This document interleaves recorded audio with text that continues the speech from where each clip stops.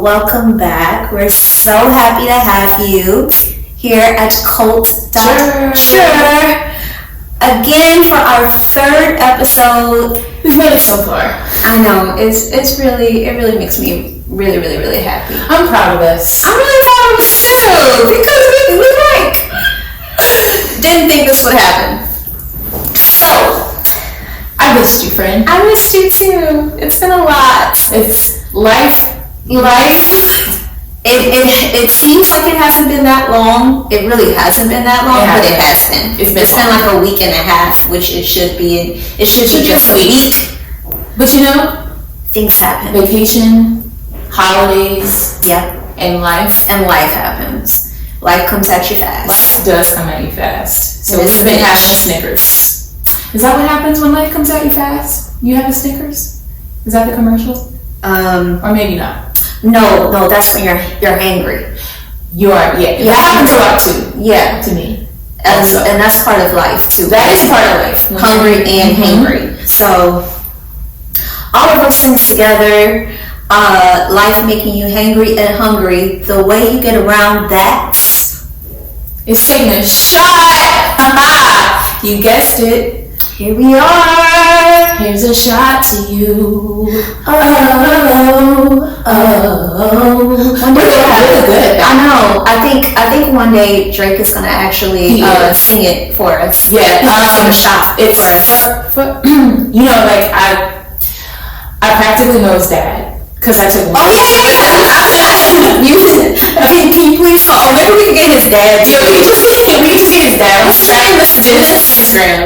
I literally made that up because he looked like Don't he look like a Dennis? Like a damn Dennis. He looked like an old black man face. Dennis. Mm-hmm. I literally. If it wasn't Dennis, I would say it was Dennis. But it's definitely Dennis. Dennis or Clarence. I can see that. Mr. Dennis. His middle name's probably Clarence. Dennis Clarence Graham. I was gonna say Freeman, but I mean, he looks like Graham. So Miss Dennis, you and Dennis looking good. One day we're gonna get Dennis Graham, y'all, to sing and take a shot with us. Big goals. That's all big goals. All the big goals on Cult.ure. We're gonna climb that ladder, guys. One day you're gonna see us with Mr. Dennis. And he's gonna take a shot with us. That's right. Cheers. Cheers. And maybe we can get him to leave a voicemail for his son.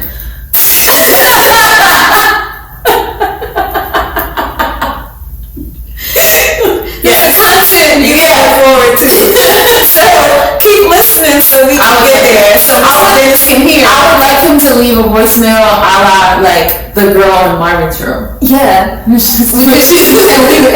we could be in the background. Yes. And we'd be like, are you drunk right now? But like, yes. Mr. Dennis, are you calling? It's time to take a shot. Take a shot with us. Are you drunk right now? Oh God.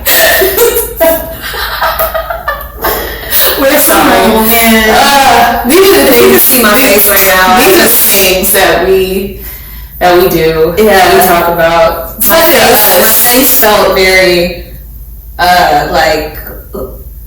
Why are we doing this? Why? That's what my face felt like.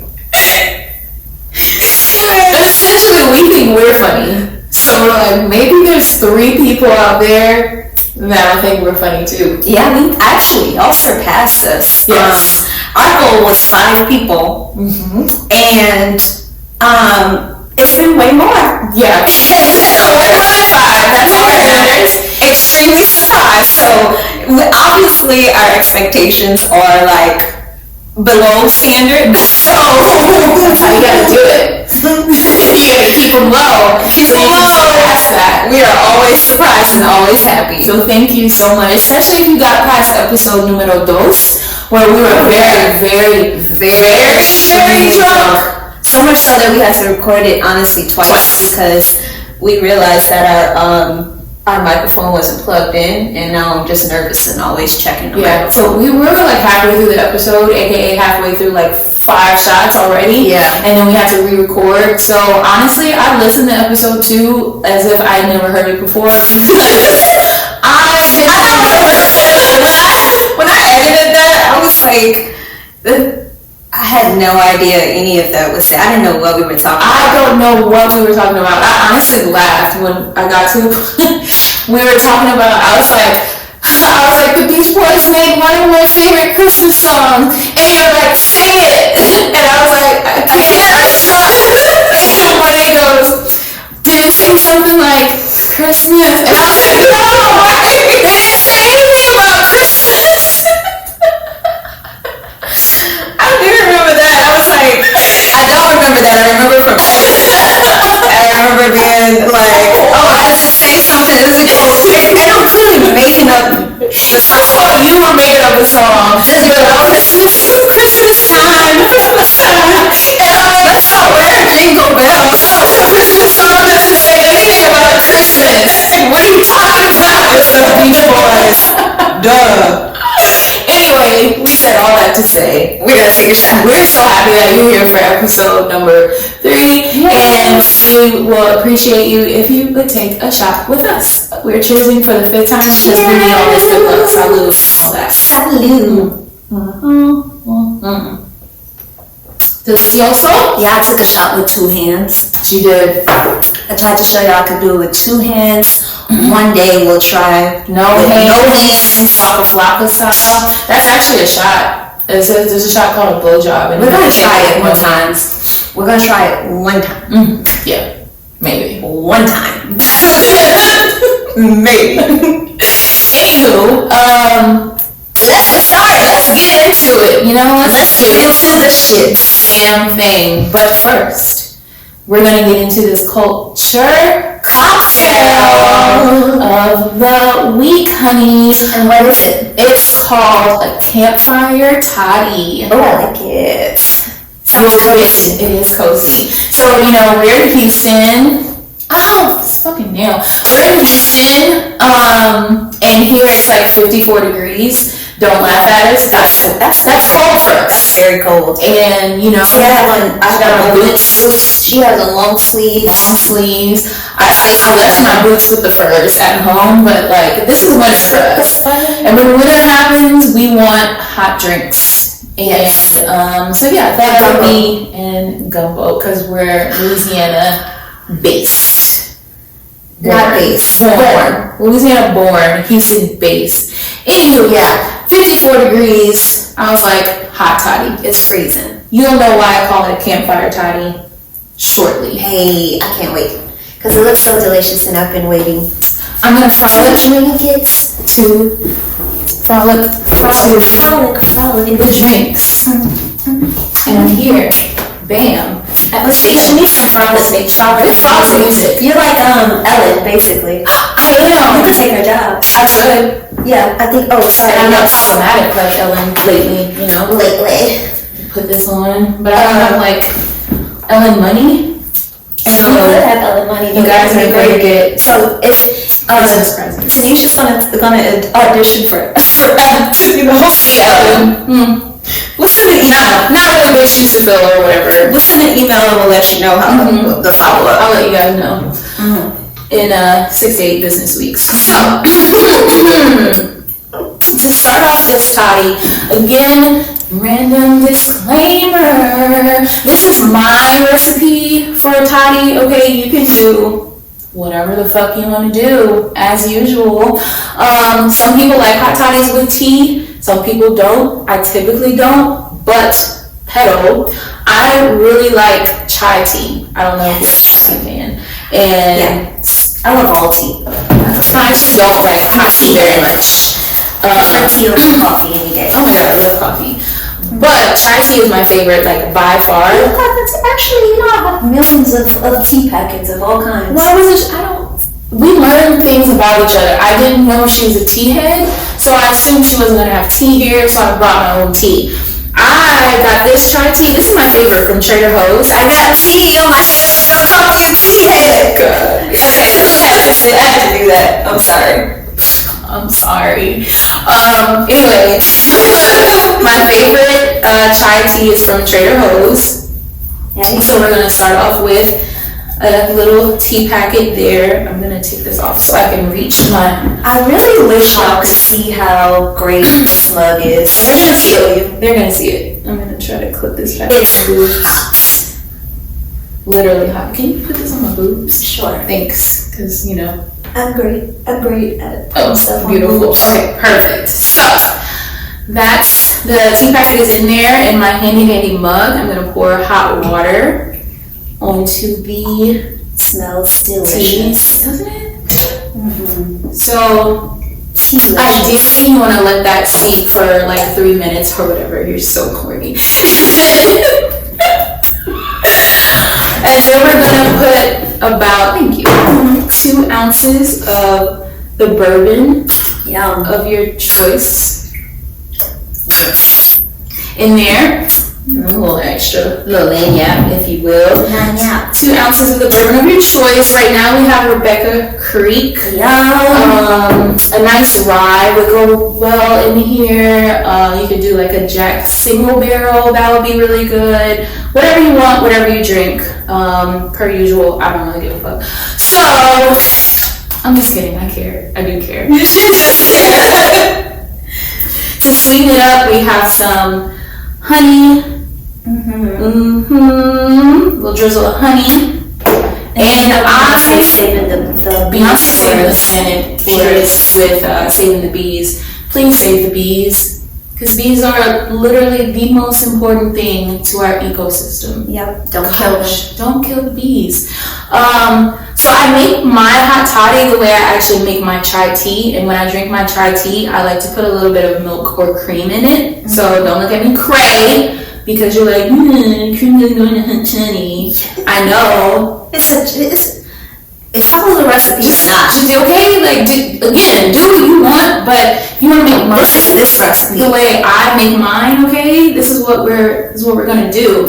So I have my hot tea, my chai tea packet, hot water, bourbon, honey, and cream up in this hoe. Just take a spoon, stir it up.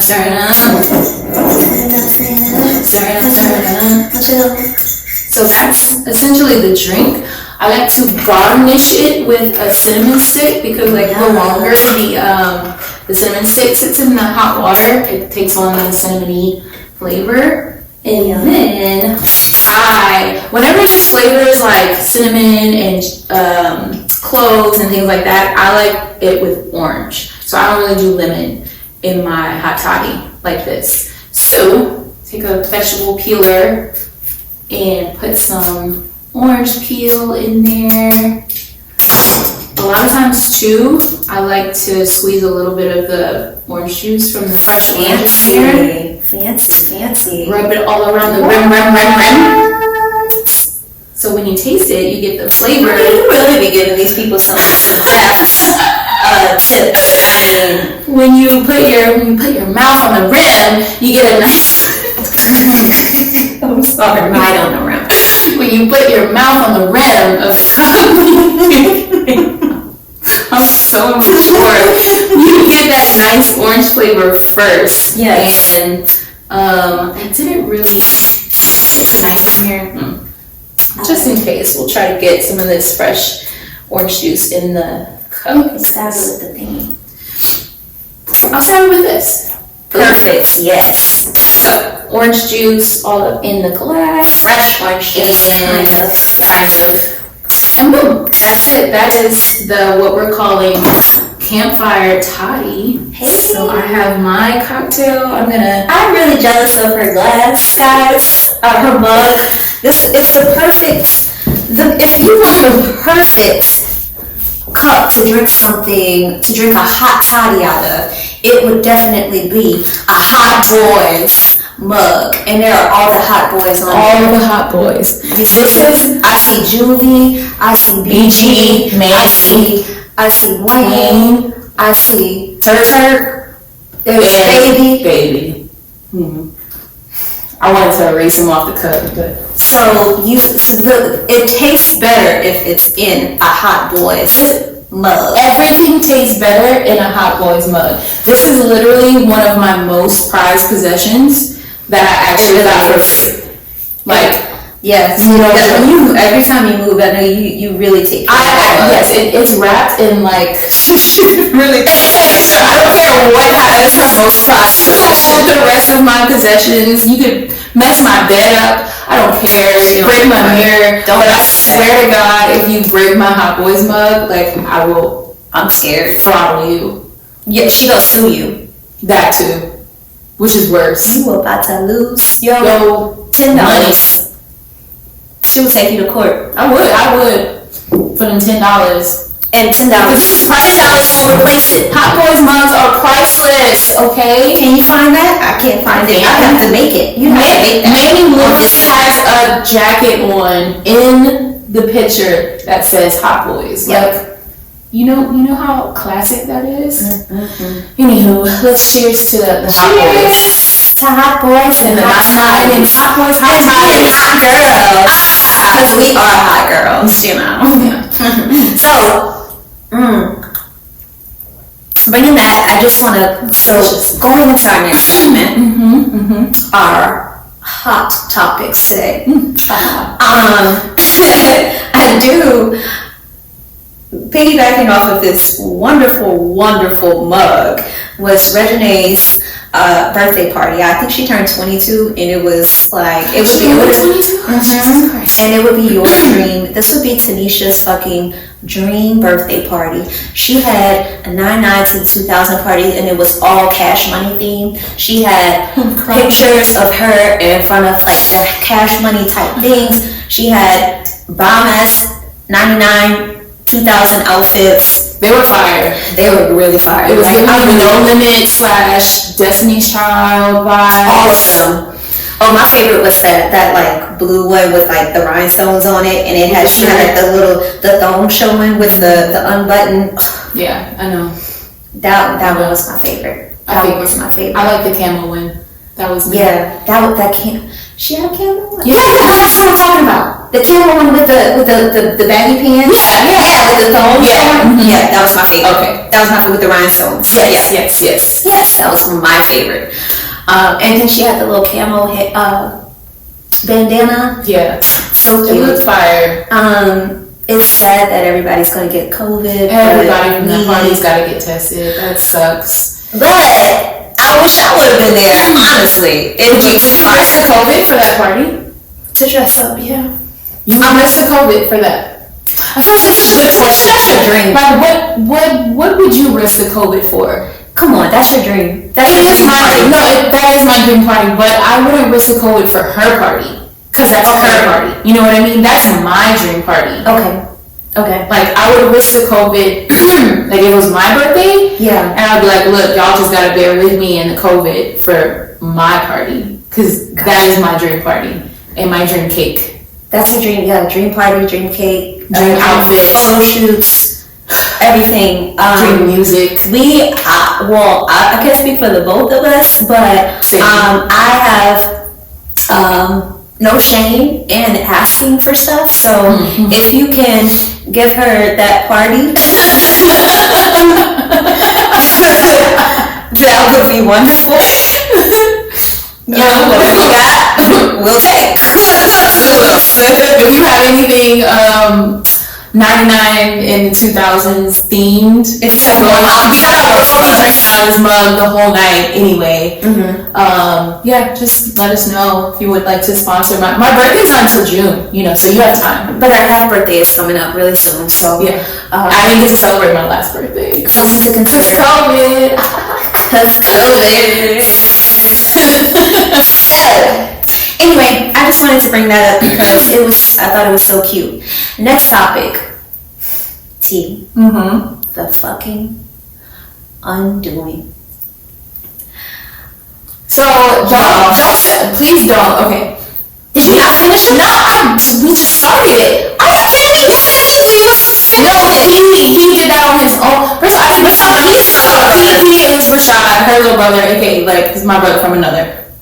He had been here. I didn't know he was here until like the day before. So I came here last night. She's been out of town, so I came here last night and hung out with her little brother. Shout out to Rashad. And we started it because I got HBO because I'm poor. For me. I've used the password a million damn times. So don't even. My TV, okay, so my TV fell out of her shit, and I be feeling like she never asked me. I don't want to bother you, but who am I going to talk about these shows with? I don't even want to bother Maria because she be busy, and I don't want to be like a bum ass nigga that you broke up with, but you still like you be want to log into his shit, dog. If anything, the password to HBO. I'm trying to watch. If you know anything about me, you know what's my favorite thing. TV. All my life. So, why wouldn't I want my best friend to watch? Who am I going to talk to? Oh, this is such a good show. Okay, well, where did you stop? Episode 1. Girl. Okay, so she's gonna binge and we're gonna talk about the I can watch it in like 3 days because my job is closed for the next 3 days, so I can binge. Well, tell me, who do you think it is just from watching the first episode? I don't even know the plot of the show. You didn't watch the first episode? We were talking a lot. I saw probably up until you gotta watch TV by yourself because you. I do every day. We were talking about everything. I literally just saw Nicole Kidman's character talking to old girl and she was naked. I feel like that's the last thing I saw. Damn it. Okay, well, moving on. Moving on. Sorry, I'm so sorry. Y'all know I'll be behind. Please troll her and tell her to binge this. I'm gonna get HBO, yo. I'm gonna get the password from you before I leave. The Kidman Hive is gonna troll you. I love Nicole Kidman. Excuse me. You didn't binge it. I didn't binge it because I didn't have HBO. Nope.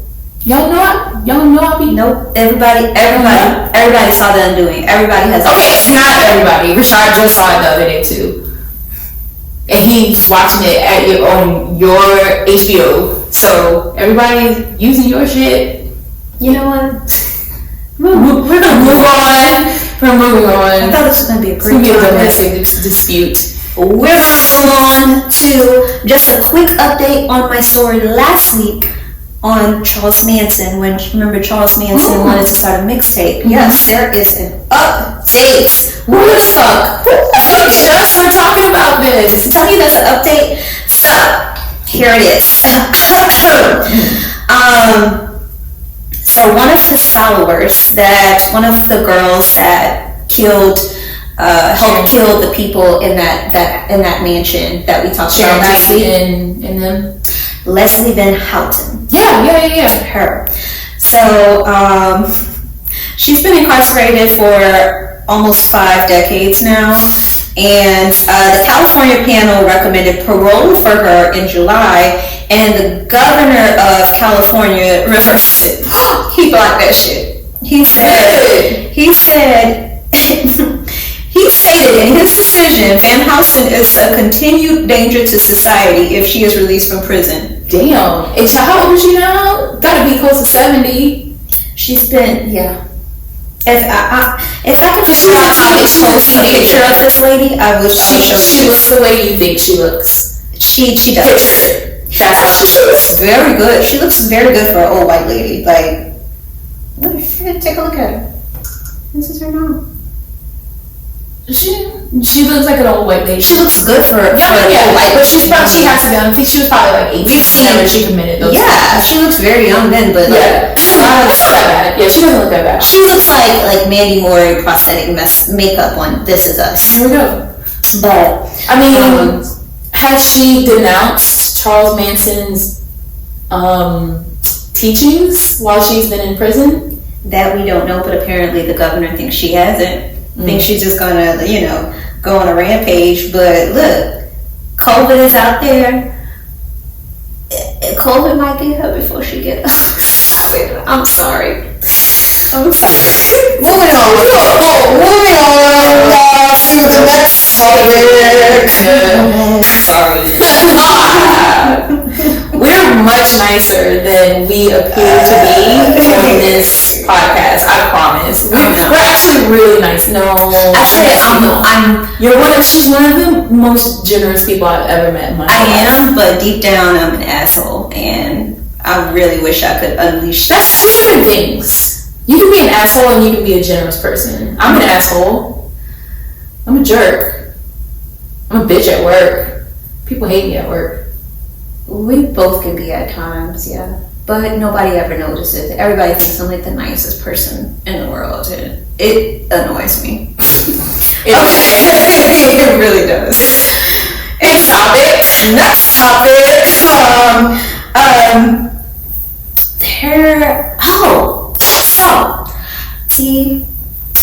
Right up the street in our neighboring Texas city, Dallas, there is a restaurant called True Kitchen and Cocktails. So we saved this because he brought this up right before we started recording, and I thought it would be really interesting if we talked about it. I'm going to play the audio of this guy. So just a little background. True Kitchen and Cocktails is a black-owned restaurant in Dallas, Texas. Has a nice vibe, food is great.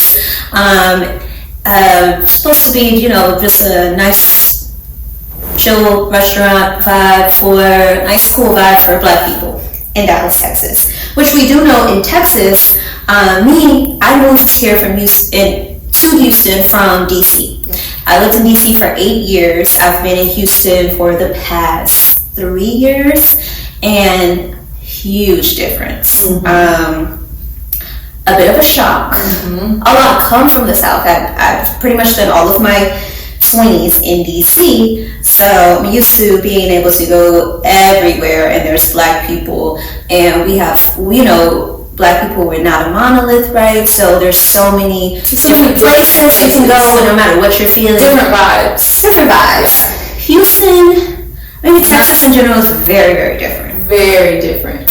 People are always like, oh, how do you like Houston? There's so much to do. And I'm like, there's so much of the same. Exactly. And all these little new bars that keep popping up, they all have the same theme. Like the same running theme, they look the same, the drink menu's the same, the food's the same, the crowd's the same, the music's the same. Most importantly, the crowd's the same. Most importantly, the crowd is the same. And there's pre-COVID, we used to always say there was nowhere in between for us to go. Because it would literally be like the young section turn-up places, or clubs, or the old head spots, hole in the wall, where you getting hit on by a nigga named Dennis, all the Dennises be hitting on you, trying to be sugar than Charles, trying to hit on you, and probably niggas named Keith. I don't know how we feel about niggas named Keith. Niggas ain't Keith. So yeah, there's nowhere in between. Like, why can't we have a nice lounge, chill spot that plays a mixture of recent rap music but classic hip hop, R&B, craft cocktails, not Long Island's and whatever, like but that's just one vibe. Like there could be so many. There's so many different variety. Just want variety. But we said all that to say whatever she was about to say. Yep. Because I don't know. So True Kitchen and Cocktails is this restaurant. It's not a bar that's like supposed to be turn-up spot. It is a restaurant. So disclaimer. There, yesterday or day before yesterday, there was a DJ there. So they did have a DJ, and that DJ was playing Body Yaddy by Make the Stallion. Okay, how could I fuck that up? I feel so bad that I fucked it up. I'm sorry, Meg. I love you. So the girls in the restaurant started twerking, of course, because Body Yaddy. I started twerking right here, and the song's not even on. I'm dancing. So let me show you. Well, listen to you. Listen to this. This is the owner. Allegedly, like, we don't own any of this shit. This was we looking at it just like you, but allegedly this is the owner of True Kitchen that came out and talked to the patrons of the restaurant after the girls started twerking. Here it goes. Stop the music, please. So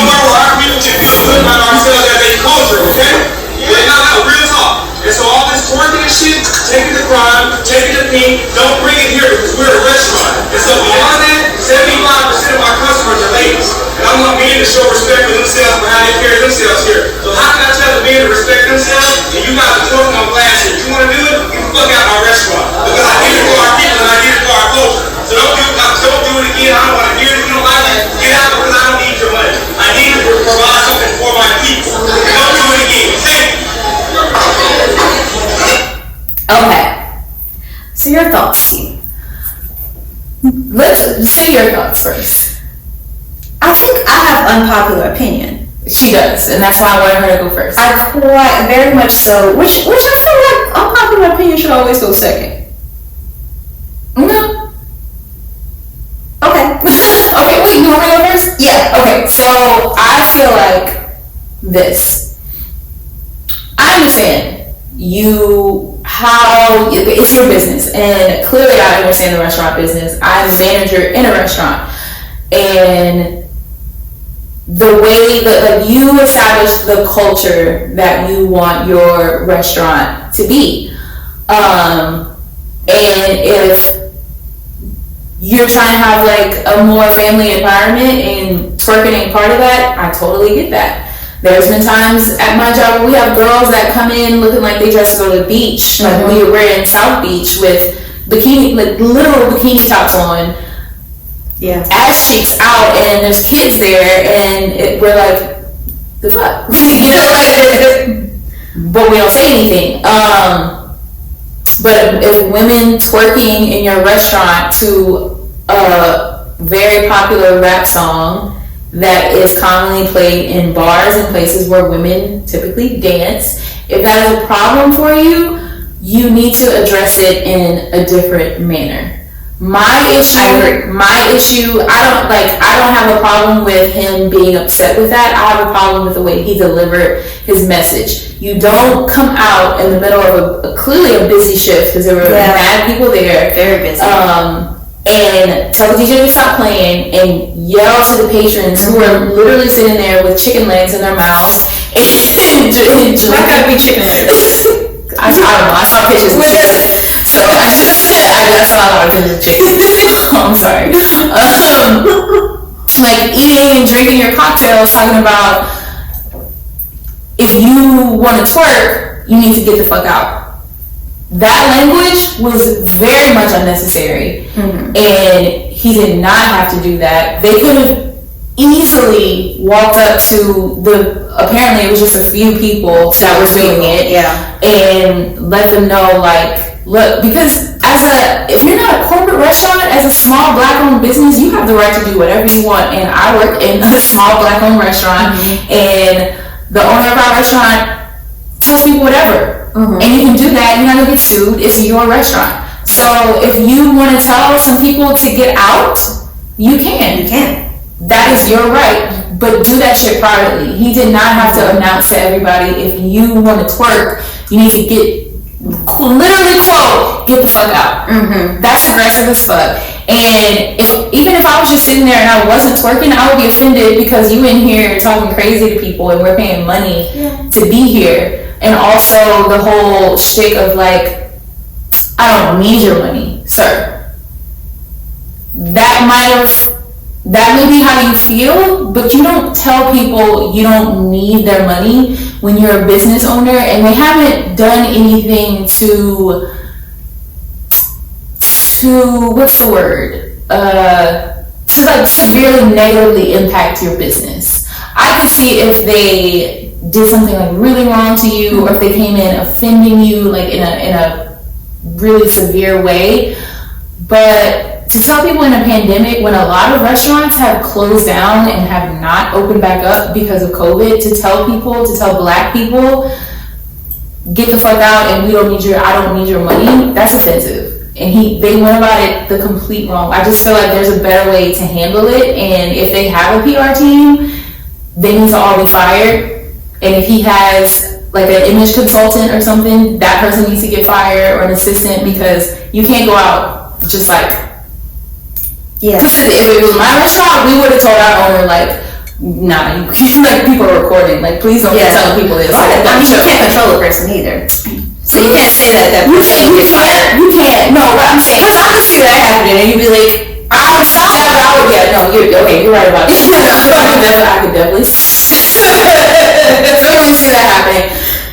But like you gotta tone that shit back. Yeah. And I don't know anything about this owner. I don't know if he comes from a restaurant background or if he's just one of those people that was like, I'm gonna open up a restaurant, and maybe he doesn't have that innate thing of like managing of restaurant management to where like that's there, and it told him to not say that. But I mean, the shit went viral obviously because of how it happened, and probably now it only made it better for him. Fine, because now they're getting more attention.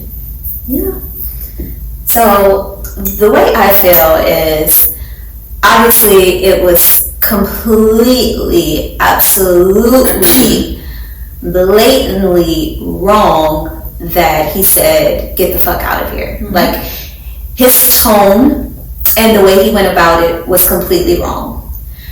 However, I can understand his sentiments. Why?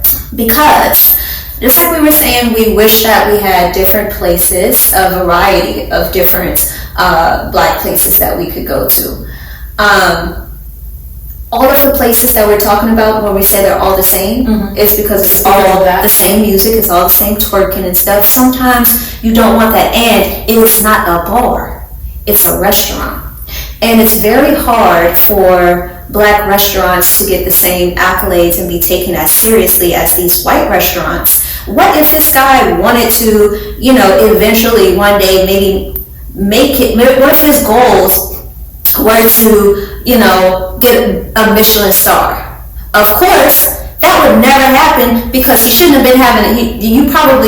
I would hate to say that you can't play black music in there or hip hop music and can't get a Michelin star, because it shouldn't be that way, but that's the way it is. So maybe that's a mistake there. However, it does, I'd be a fool to say that somebody twerking in my restaurant doesn't make it déclassé.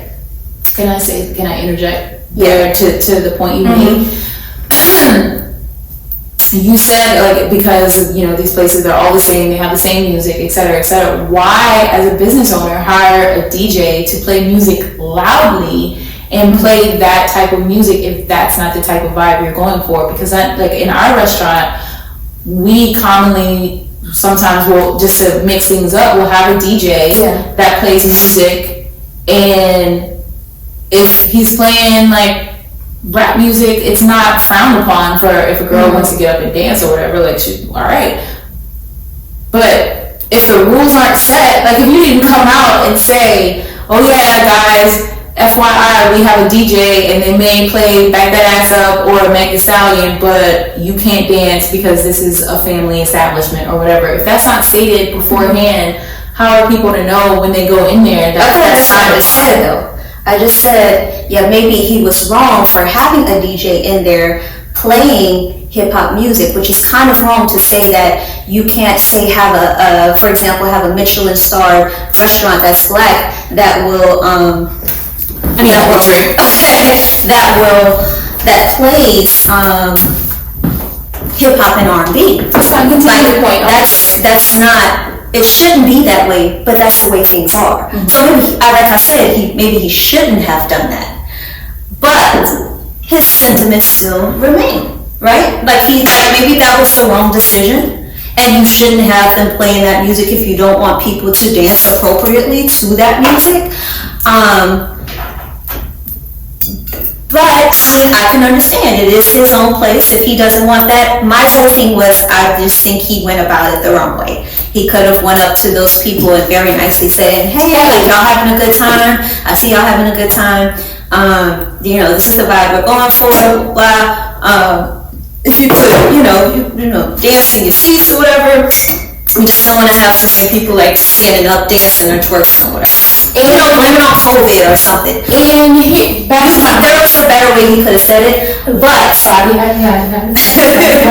and here's my thing, like, and that's an easy fix. And that's why I'm saying he might not have any restaurant management experience or whatever, because like you said, you can just go up to them and you can easily be like, hey, y'all having a good time? You can offer them some shit for free. Look, people love free shit. Once you say, I'm giving you this, people are like, oh, well, okay. Hey, y'all having a good time? I'm so glad you're having a good time, but this just doesn't go with the vibe that we're trying to have in place. I want y'all to come back and I want you to have a good time. Yeah. But like we have kids here, you can literally make up whatever excuse you want, and because of the inconvenience, I apologize, I'm sending y'all around a mimosa crafts on me for free, but can you please just refrain from dancing like that? And if the girls got up and then gave him a hard time after that, then okay, you still don't have to make that announcement, but you can individually kick them out. You do not have to come out and make this big ass to-do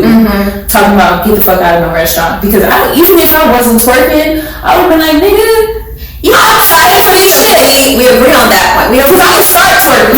We agree that he went about it the wrong way. I'm twerking my way out the door, and I'm paying for the bill. And we also agree that maybe he shouldn't have played that music or had that if that's not the vibe you're going for. However, there is something to be said that it is interesting. It may be wrong, but we can't sit here and act like having a place where people just twerking all over the place is not going to, if you're trying to have a Michelin star, bitch, that will never be a Michelin star. I'm sorry.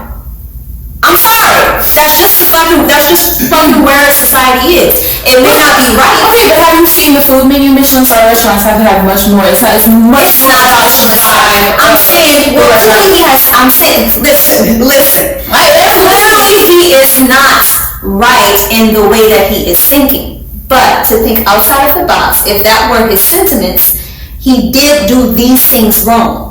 Yes. That still doesn't change that baseline. I can try to understand where his sentiments may have come from. Even in the most unpopular situations, especially with a black person, I'm going to try to understand where they're coming from. Because this is a black man that we are talking about. This is a black-owned business. And I still, we should not be so easy or so quick to shoot each other down.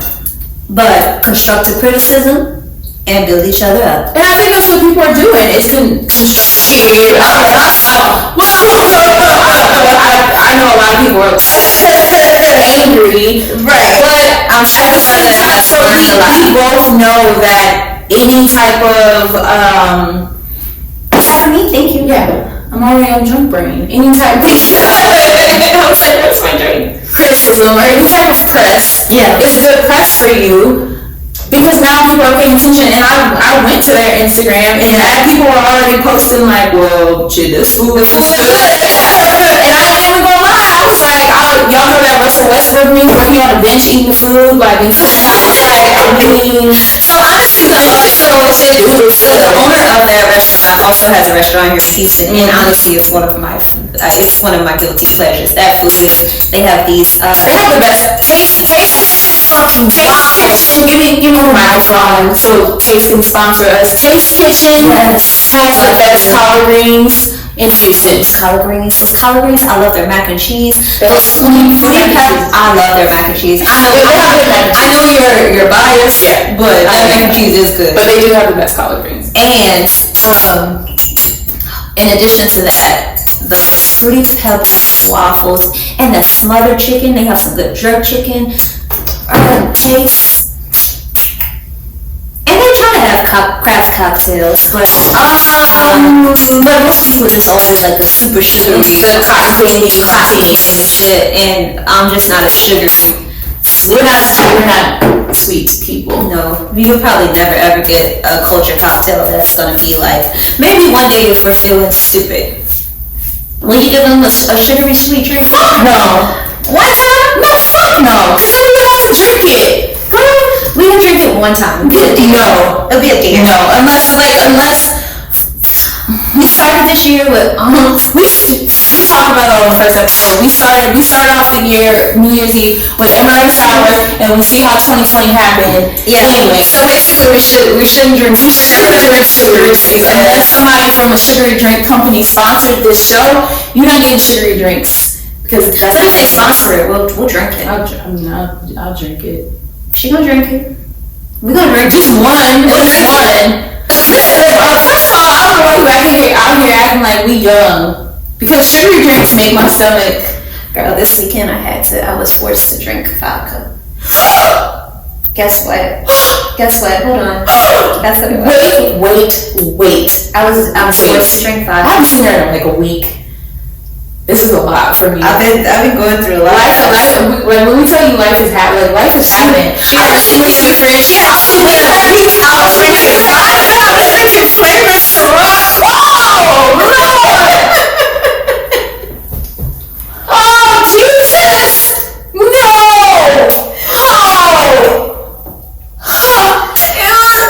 It's been a hard week. Friend! It was all I was there. No! And I was being social. Okay, that drive is only 4 hours away. I would have brought you some liquor. Well, I was drinking Crown first, and then the Crown ran out. I had the very last drop. Of it. And then everybody was like, Jesus "You're not gonna drink," and I really needed to be drunk. You needed to be drunk. So I had no choice.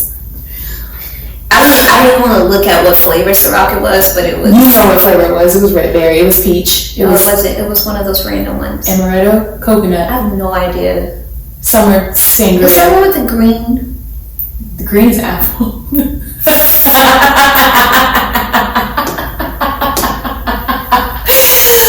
Oh my God! My best friend was drinking green apple Ciroc while she was away from me. Why, Lord? Let me tell you. Oh my God, I'm so glad I was able to make this drink. Honestly, I knew it in my spirit. Excuse me, whenever she was coming out, I was like, I know you need a drink. Yep. It was whatever you like. I was like, do you like hot toddies? Because I'm gonna whip this up something. Well, okay, alright, I'll bite.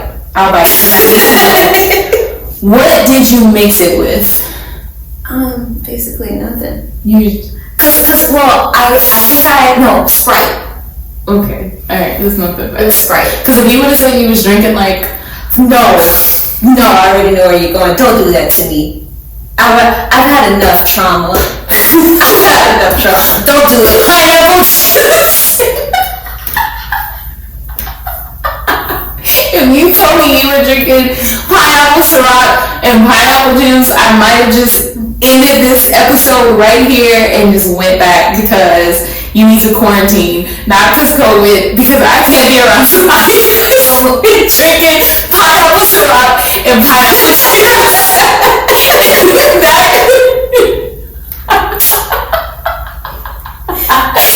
That's why I felt the need to wear my nice tweed bougie skirt because Isn't she beautiful? She's giving me like 90s Coco Chanel, like runaway vibes. I felt like I should dress it up when you feel down, guys. To make it real funny. What's that?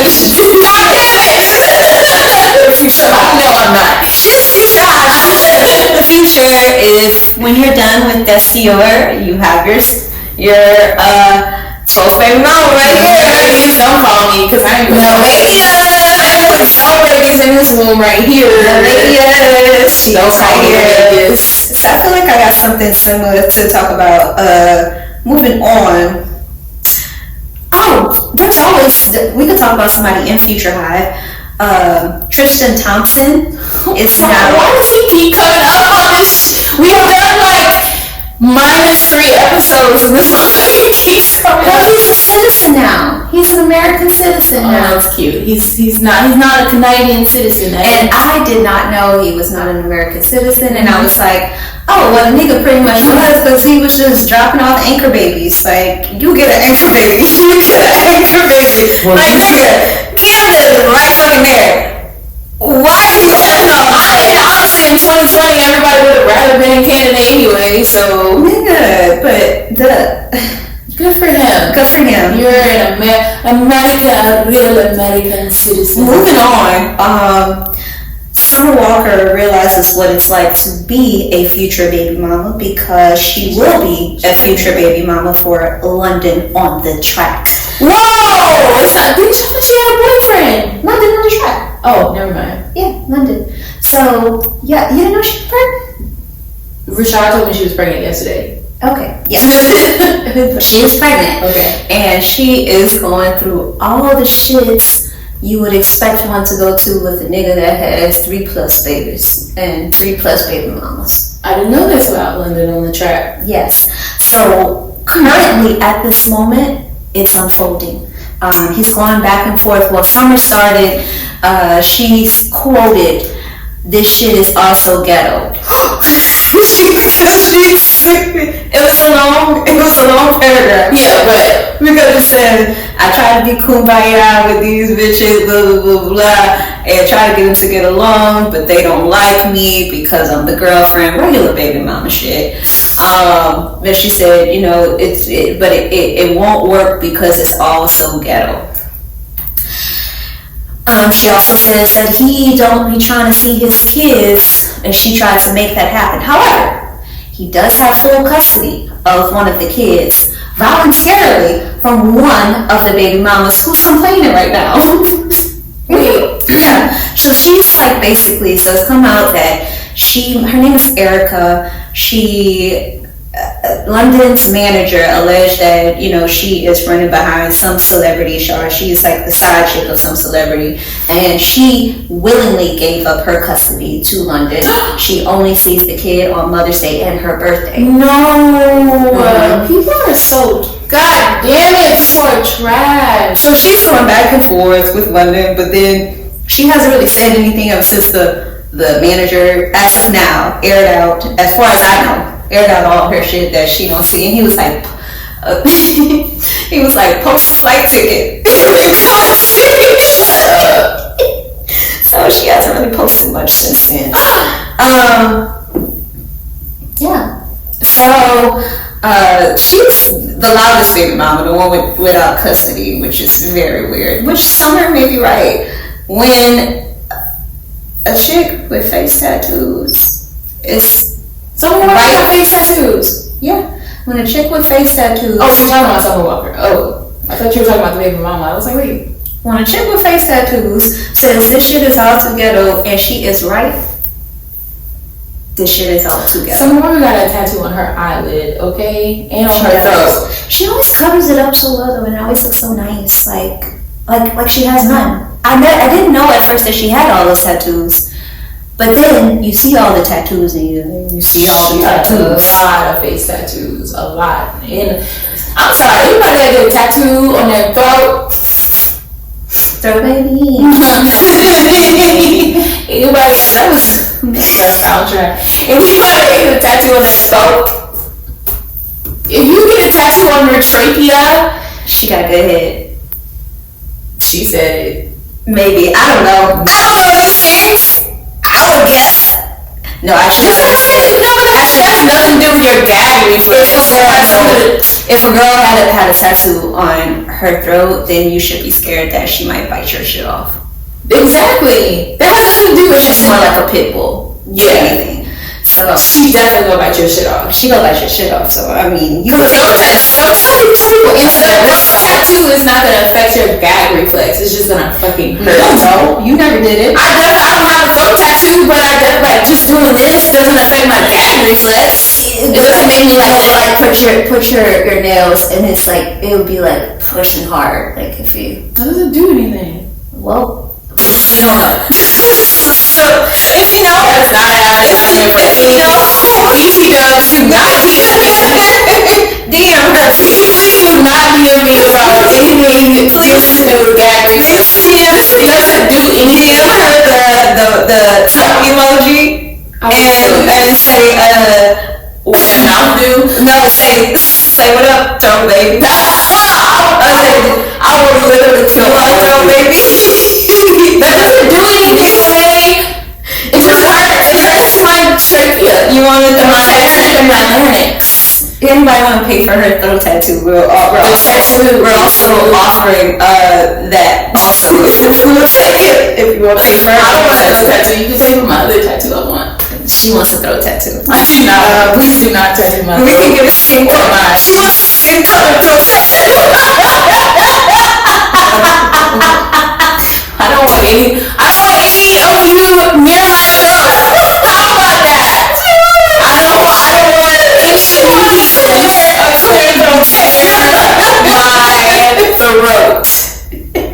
I am not a party. I am not a mop. I don't want you to touch the dangling things in the back of my throat, my skin, my epidermis. I don't want any of it. It's the front of the throat. Okay, moving on. We'll negotiate that. That'll be a new contract. Next topic. For no reason. Next topic.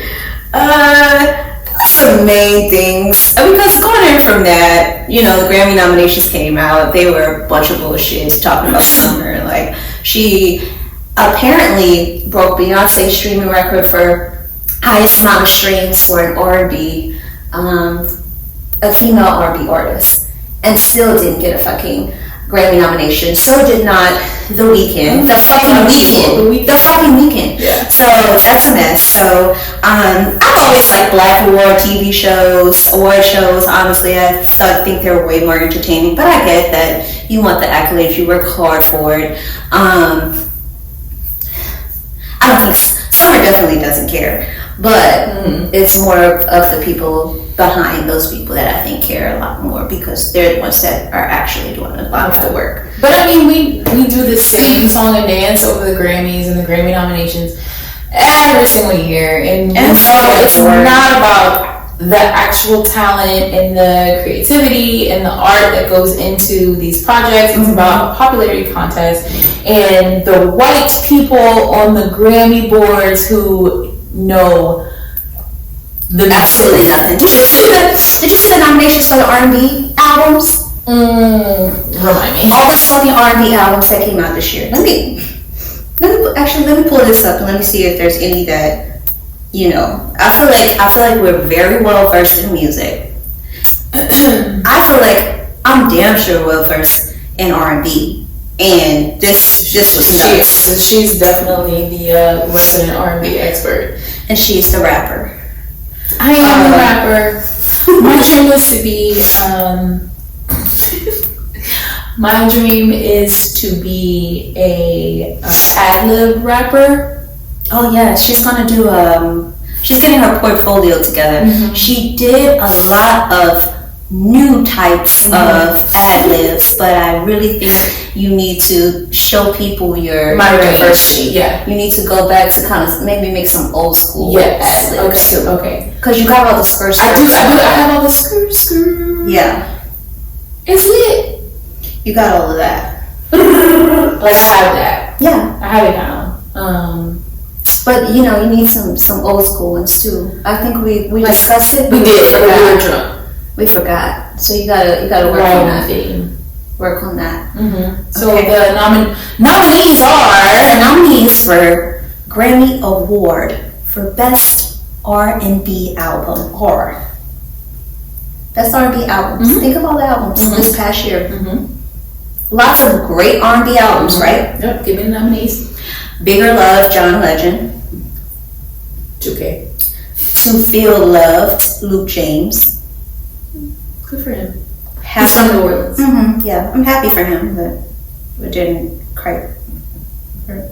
I mean, good for him. Good for him. Yes. Very cute. Love him. Very cute. He is cute. He is very, very, very attractive. Very, very beautiful man. Happy to be here, Aunt Clemens.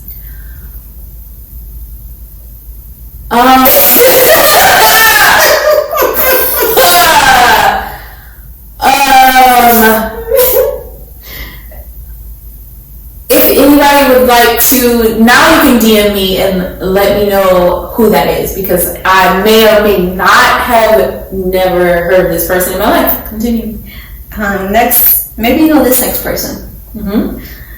Next one is All Rise by Gregory Porter. Okay, so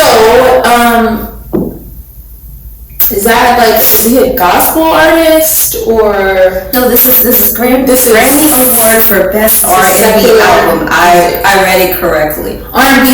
Is he black? Yeah. Is he British? Not that, I don't know. He has his album art, it's him. It's called All Rise. It's him standing in a blue blazer. Yeah, and it's like clouds in the back. Wow, I've literally never in my life heard of the last two people. Okay. Well, it's the last one you have heard of. Have I? Yeah, no, seriously. The last one is Take Time by Giveon. Oh, we love Giveon. Alright. Okay. Get it.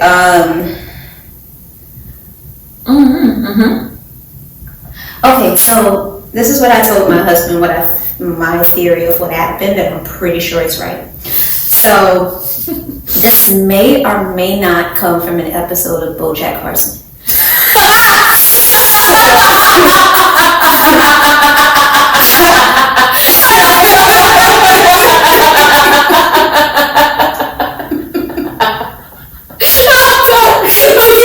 Okay. Alright. Together. I'm sorry. Tell me your theory. Okay, I am listening. Okay. Listen. So, you know how they have the person that comes out? I'll wait. I'm done. Speaking.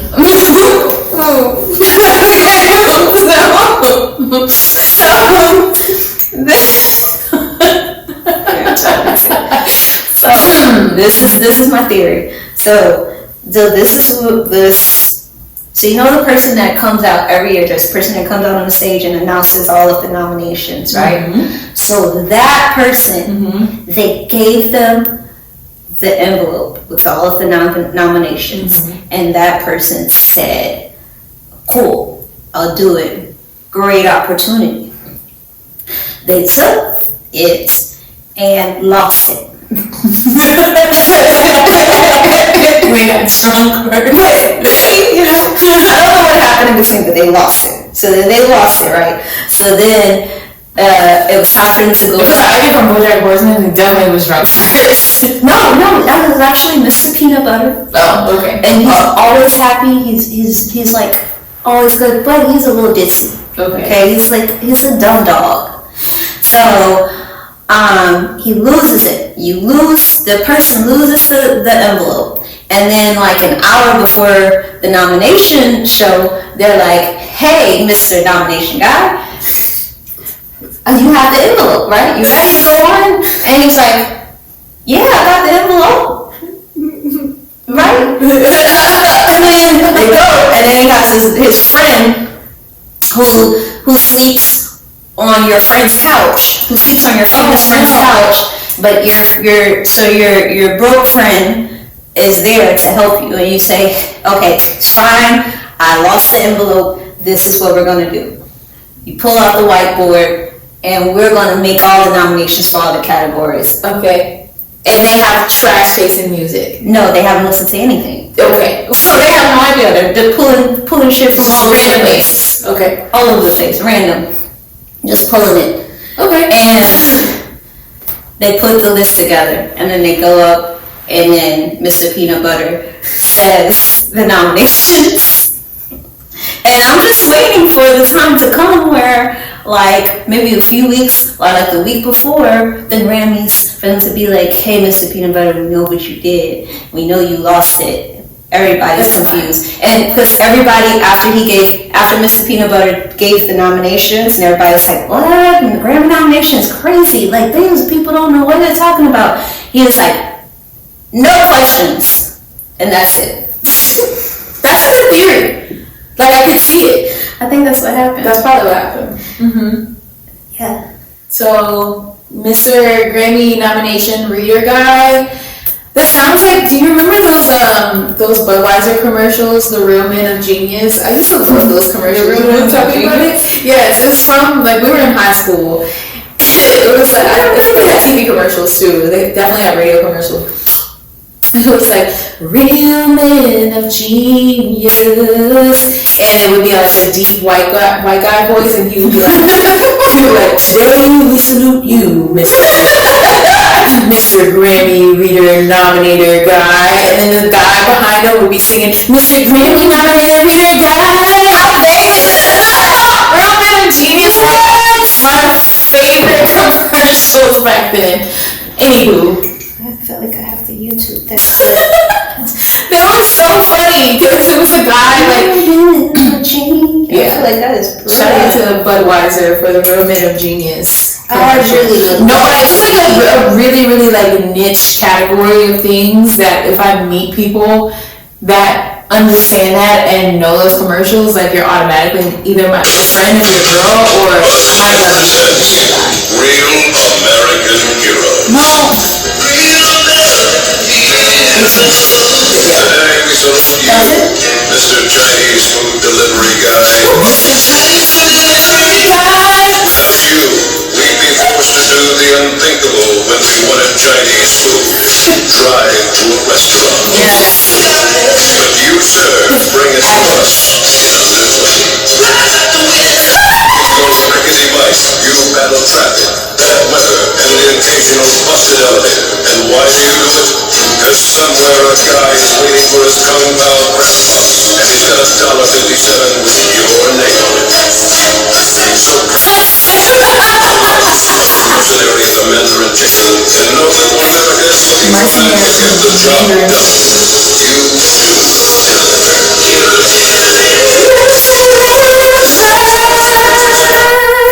Chinese food. Oh, that was beautiful. Thank you. That's not like the practice opera. So they still look like random American, like random things like that. Like, I love it. Yeah, it's so funny. That was beautiful. I think we need more of that. And those people should have picked for the Grammy nomination. Mm-hmm. Because they know music. Actually, those people. They have a gospel Those choir. people probably picked the Grammy nomination. That's probably what. Well, shit. I mean, Well, that's all I got. that's Ain't got a mo. That's all I have. Ain't got a mo. That's all I have. What's next? Next, Cults and shit. cults and shit. The reason we have this podcast, True crime. The reason why we sleep at night. the reason why we sleep very peacefully and don't think of murder. Let's get into it. let's get into these murders. And peace and calm And all murder. and murder. Isn't it great? Just soothes my soul. Drunk and murder. Drunk and murder. Okay, I'm trying not to sing as much. After the last episode, I think we sang We sang enough. a lot. So, Yeah. what you got for us today? I gotta think. Give me what you wanna go first? Today we both have. Genie always finds his way. What I got? Genie always finds his way onto one of our episodes, so that's cool. I think we Jimmy's gonna have a shot for it with a soup. we're gonna have dish shrimp. We're gonna have Venice shrimp. Can we get Lozane? That would be a childhood dream of mine. Your mom knows Lozane. We can make that happen. She's shady. Okay. She just called I'll tell her you. shady. She just called her whole mama shady. No, because I call you shady because you had to put my mom. I'm shady. Oh, no, I'm not shady. Okay. She knew. Let me tell y'all now. Because I'd rather you hear it from me. Yes, my mother does have a framed picture of her and Lil Zane in her house.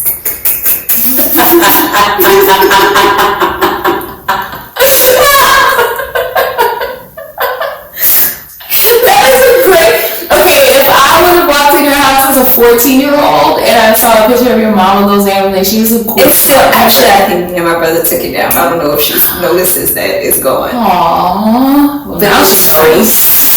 It was framed and it was well after it should have been. Okay, we might have took it down only 5 years ago. From the bedroom to the floor. Honestly, I The little really thing to you, kind of to it, bring to you. but we thought Lil Zane was more like Tupac. Yeah, Tupac. Listen back to it. Don't be a hater. Don't be a hater. Listen back to Lil Zane, and you'll hear that he has Tupac flow. Don't be a hater. I don't even know what he was a Tupac of, but he was a Tupac of something. But be careful if you Google those names because that motherfucker will haunt your Googles for the rest of your life. It will haunt your Google. Because it happened to us.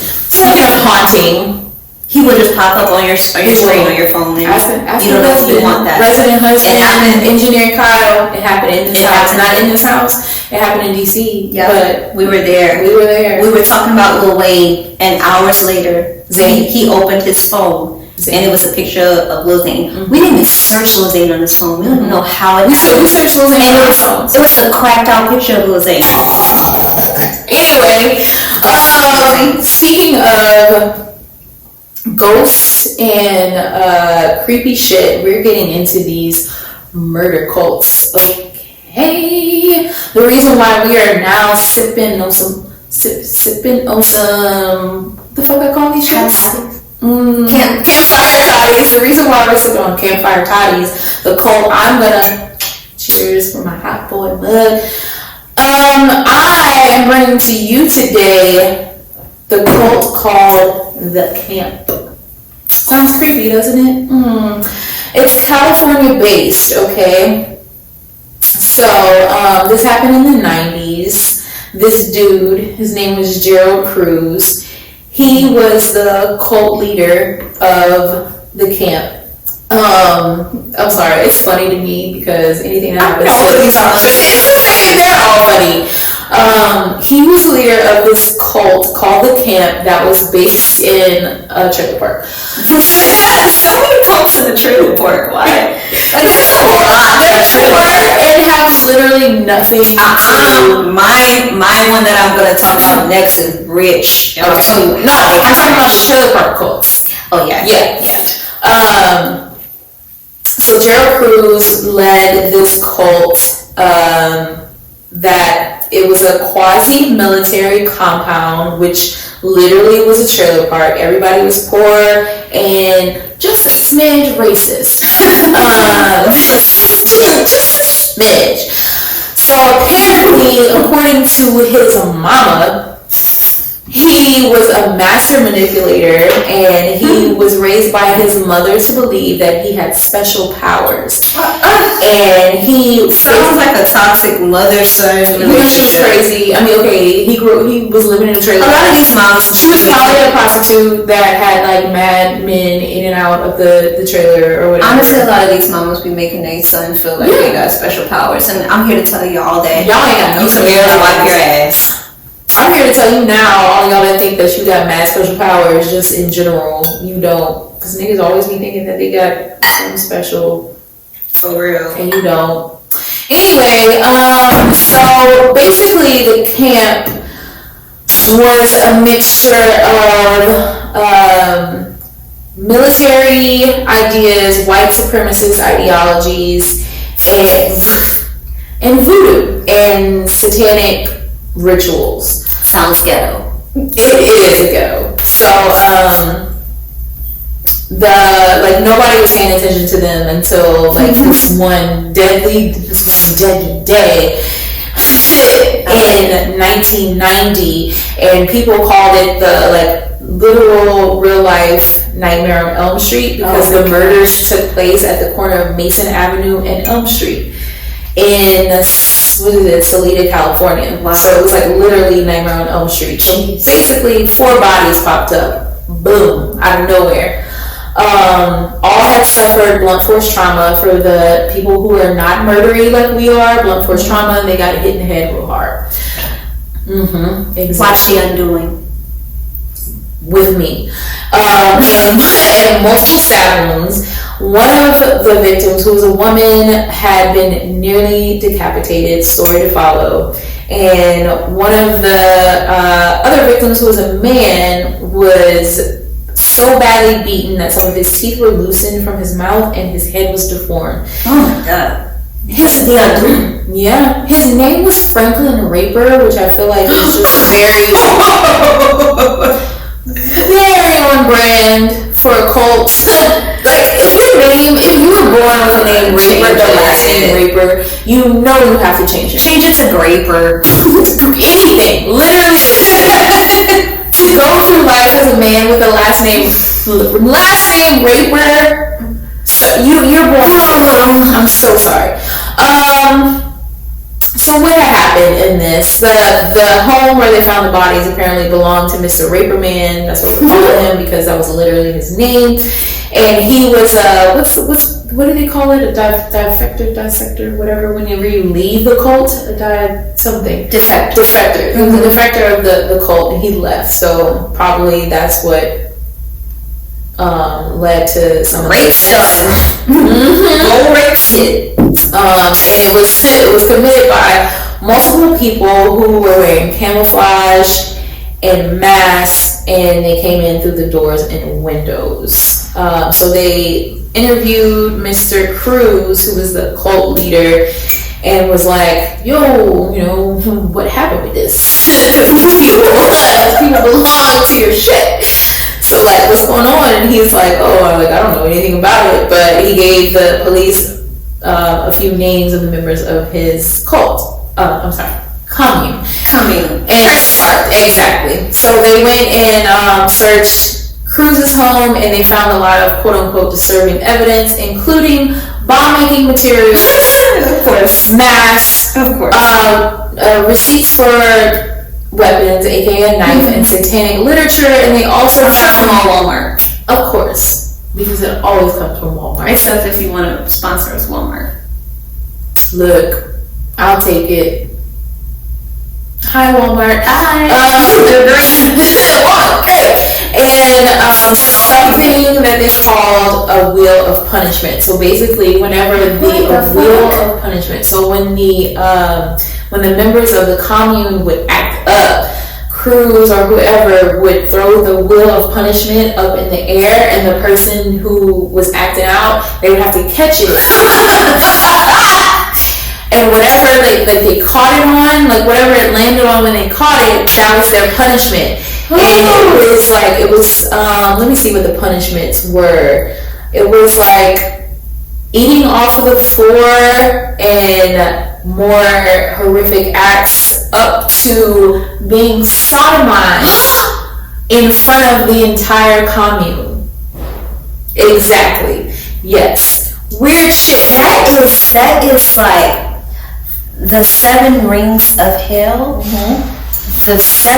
The last ring of hell is getting sodomized in front of a fucking trailer park. Yep. Trailer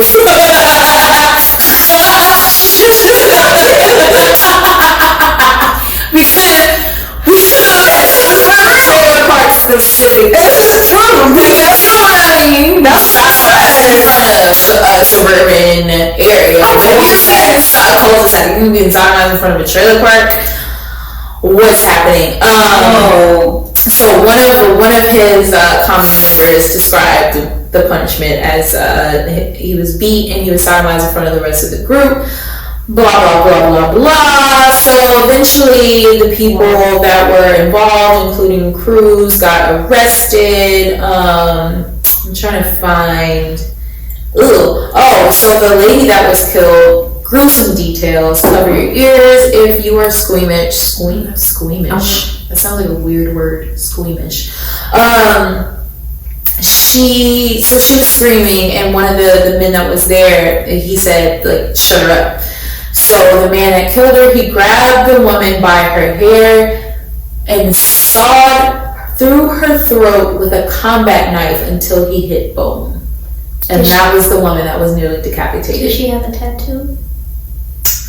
As the target? It might have. Okay. To tie it in. What's timing for a joke? I'm sorry. I'm sorry. That It's like a landing strip. That didn't work. Well. So the people involved were all charged with 4 counts of first-degree murder, and one of them was charged with 4 counts of second-degree murder. There's another, hold on, let me tell you, because there's another article that they, first of all, I don't know if you're familiar with if you're like true crime people, the Scott Peterson murder. Yes. Remember that? His wife, Lacey Peterson, was murdered, and people were trying to tie that murder to wow. Yeah. So, I don't know if it was their defense attorneys or like other people, but they were basically trying to say that his wife could have been connected to the camp, and it was a similar background of how she was murdered or whatever. So they were trying to tie that together. They were saying that she may have been kidnapped in Modesto and slain by Satan worshippers, and she was 8 months pregnant with a son who they were calling Connor, and she just disappeared at Christmas. So around this time, I remember that. yeah, it was sad. Horrible. But I think he was convicted. Yeah. But the whole thing with the cult was like satanic rituals, voodoo, black magic.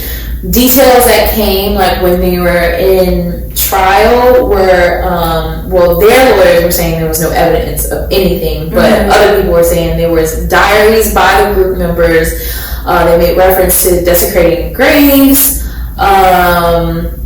They had animal sacrifice. They said the group members listened to heavy metal music just before they committed the murders. I will say, did you know I had an ex that listened to heavy metal music and I used to have to listen to it? I know who this ex is before.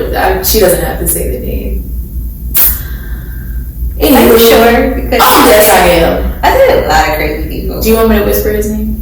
I dated a lot of people that should have been cults. I dated a lot of crazy people too. Yeah, you did. Yeah. Same though. I'm like, when I think of like the cults, like the heavy metal thing, and then I dated a Mormon, and I didn't know he was a Mormon. That's a cult. It literally is. The FDLS part though. Yes. Yeah. Mm-hmm. It's a difference. Yes, FDLS is a cult. Yeah. And I curse a lot. So that sucked for him. Same. Curse and drink. I dated this dude one time, me and a mutual friend. We both dated these two guys who were friends. I should not be bringing this up. Oh my god! On this show. This is one of my favorite things.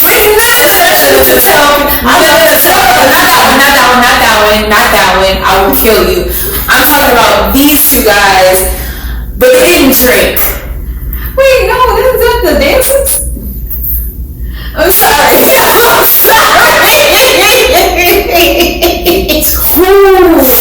Sunset. Y'all about to see like you was about to get the real of our friendship. I said not that one. No, I'm talking about the two dudes who didn't drink. I'm sorry. I thought that was him. No, it's not what I'm talking about. I'm sorry. Have you ever seen I'm not into this culture shit. You don't know how to fucking act. And this is why we know I'm a business. No, bring it up like 10 years later. No, but you had some of the funniest stories like of the dates ever that you've ever been on. I've had the worst dates ever. You had the worst This is why I go on dates. You really do, but you need to tell me your dates one day. Because there were people. That was just be my cult story, my dates. There's a Batman story. That Batman story is hilarious. I'm sorry. He was in a cult. A Batman. He was in a Batman cult. He really was. There was a Batman. There was a nigga that tried to get me to skip out on the chat story. I've been that girl though. I've gotten guys to skip out on the chat. Okay, see. So maybe I'm like, you're problematic. Oh no, I had a whole relationship with that guy. He loved skipping out. I had a relationship with a very problematic person. He was crazy. He probably was in a cult too. He was from Detroit, so. I like people from Detroit though. I like Big Sean. I said that on the last episode. I would be in a cult for Big Sean. So. That's it. Yeah. Anyways, all of my dating life, which is not later episodes. You can stick around to hear about her dating experiences in the past. Stay tuned if you want to hear about all of my terrible dates. There's so many. I have a lot of terrible, like, full-on relationships, though. So since a happily married woman who just celebrated their anniversary. Well, see, because I stuck around and it was one of those things. to really get to. No, but I'm just saying, really, Laura was like, I'm gonna save you from this. Yes, but okay, like, it's not as, like, horrible coming from you because, like, you can say that something great came out of it. I'm sitting here like, yep, I just had some really horrible dates. Your horrible dates usually just go horrible. I basically wiped the horrible dates. I wiped a lot of horrible dates. I wiped the dude that didn't drink. Monet came, that was the reason why I brought that up. Is Monet came in and she was like, tell me about them. They don't drink. Literally quote. I quote. She goes, that's not my kind. That's all I remember from that. Literally all she said. That's not my kind. I don't want to be. And I was like, still. I don't care to meet them. She's like, they don't drink, that's not my kind. And I was like, oh shit. I told y'all on the last episode, and I only know this because I listened to the episode because I don't remember what we talked about. But I did say that Monet and resident husband, engineer Kyle, is the road through my dating life. Like, you have to go through her if you're dating me because she won't tell me she doesn't like you, but I will know. Are you gonna start telling? Telling what? Telling me I don't like him? No, you don't have to say it because I know. Okay. Alright. I like literally know. I can tell the next one, but you don't have to say anything. Well, She likes him. all of your boyfriends, likes him. I liked him the most. Yeah, and that's not saying much. Exactly. So, moving on. He was very normal, but like And it still wasn't. She was trash for him. trash for me. Probably good for somebody else, but trash for me. But you know, I learned life lessons Good for somebody from it. not as good as you. Y'all heard it first. I'm great. Like, I'm dope. I'm fire. All of these stories, like, do not represent me. It just represents my terrible luck and usually horrible taste. Don't we all have them? Like, We do. It's really good. That was, you know what, like, we'll have, can I do that next episode? Yes. Just talk about our trash. Us being to the trash nigga cult. Yes, the trash nigga cult will be our next episode. Yep. And we will play future. And I'll tell you how I got out. How she got out, and I'm gonna listen to these tips and I'm gonna write them down. And if you need the tips too, get them. Cause listen, it's scary out here in these streets. Episode 4 will be the trash nigga cult, and that'll be our cult stories. Instead of like actual cults, we are gonna give you live, like real stories about the cults we are in. I was in the trash years. Cause you believe it. You believe all the lies they tell. You believe all that shit, and next thing you know, you in a cult. At least you know baby mama. We never became a baby mama. Please. That's deep in the cult. That's next level cult. Yeah, we never got there. So proud of us. I ain't about to be nobody baby mama. I'm telling you, like, nobody's child is coming out of this womb. So.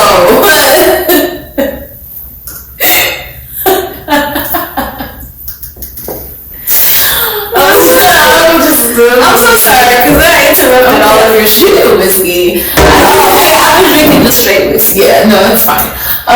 Did you interrupt my shit? Yeah, I think you were still doing your story. I was talking about Cole. I'm so sorry. I was talking about Greg Cruz, who's in jail. Oh, he's in jail now. They were charged with like a lot of murder. And Funny, his name is Greg Cruz. Greg Cruz. My next guy name is Daniel Hernandez, and I literally had to Google what Tekashi 69 was. His name, because I thought his name was Daniel Hernandez, but his name is like Daniel. Or my guy's name is Daniel Perez, and one of them is Daniel Hernandez, one of them is Daniel Perez. Who knows? I don't know. But so It's an easy. the camp. The camp was into some weird shit. The trailer park people. So they had animal sacrifice. That's how we went off on this tangent. They listened to heavy metal just to prevent murders. And one of the people remembered talk of group members dancing at one point as if they were in a ritual. They said crime scene photos revealed a scrap of paper with a ritual or a prayer chant on it, and a length of one of the victims' hair was on the refrigerator door with a magnet. And That's so weird. he noted that satanists usually use part of the victim's physical being to cast spells, and they said it looked like satanic worship. That's why I wear fake hair sometimes, because if you try to take something from me to put a root on me, no, they're gonna put a root on a girl in Malaysia. But not in Malaysia here, okay? Burma. It ain't real. Not me. It's real, but you not gonna put a curse on me, bitch. And we from Louisiana, so we know about all that shit. And we know how to. And I know where to go to take it off. So. They said don't eat our red sauce. That's what they said. That's what they said. That's what they said. Alright, guys. I don't know nothing about that. Because where I'm from. Oh my god. Yeah. The last Guys was in Louisiana. Yes. Like, guys from New Orleans. Like, I know we from real Louisiana. We're from, like, Louisiana. Like Cajun country, Creole country. That's where we're from. Okay. So, yeah, guys would be like, oh, you from Bear. You from Road Bridge? Nope. No. And I was like, well, fine. You was ugly anyway. Is our word. This nigga told me he was like, he refused. He was like, if you ever got not ever eating like your spaghetti or your red sauce. And I was like, okay, not a thing for real. He's like, oh, you're from Louisiana and you're a Gemini, which no, it was specifically, he's like, you're from Louisiana and you're a June Gemini. He told me that specifically. Because he's a Taurus, and I was like, I don't like. That sounds very specific, sir. Sounds like you have some trauma that you gotta work. That's what I'm saying. Yeah. Sir, I'm the best thing that ever happened to you. Please don't play with me. Anyway, let's go on to these murders. Very normal. Very normal. The best thing that ever happened to you. So back to murder. So a few of the writings from the commune members included witchcraft, bloodletting curses, dining with the dead, pentagrams, demons, ghosts, visions, secret oaths, and the father of darkness. They refer to themselves as the children of Satan, children of the night, and false prophets of revelations, Jesus. And also judge and jury of people's feet. And they recovered different books from the compound, including the Satanic Bible, the Magic Power of Witchcraft,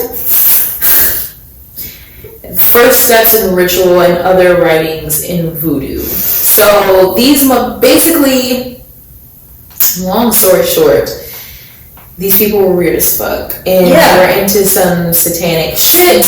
Weird shit. And they murdered these people. Like the motive behind murdering these 4 people, I couldn't find it, but they murdered these 4 people probably because one of them was trying to get out of the trailer park. Because the person was probably a house, and he got murdered. He tried to move out, and he was like, no, you're not gonna let me. And they murdered him, and I think they're in jail. I don't know. I'm at drunk brain at this point, so like everything I memorized about this is gone. But I think they're all in jail for life, pretty much. So that happened. So that is the camp, and that is why we're drinking campfire tatts.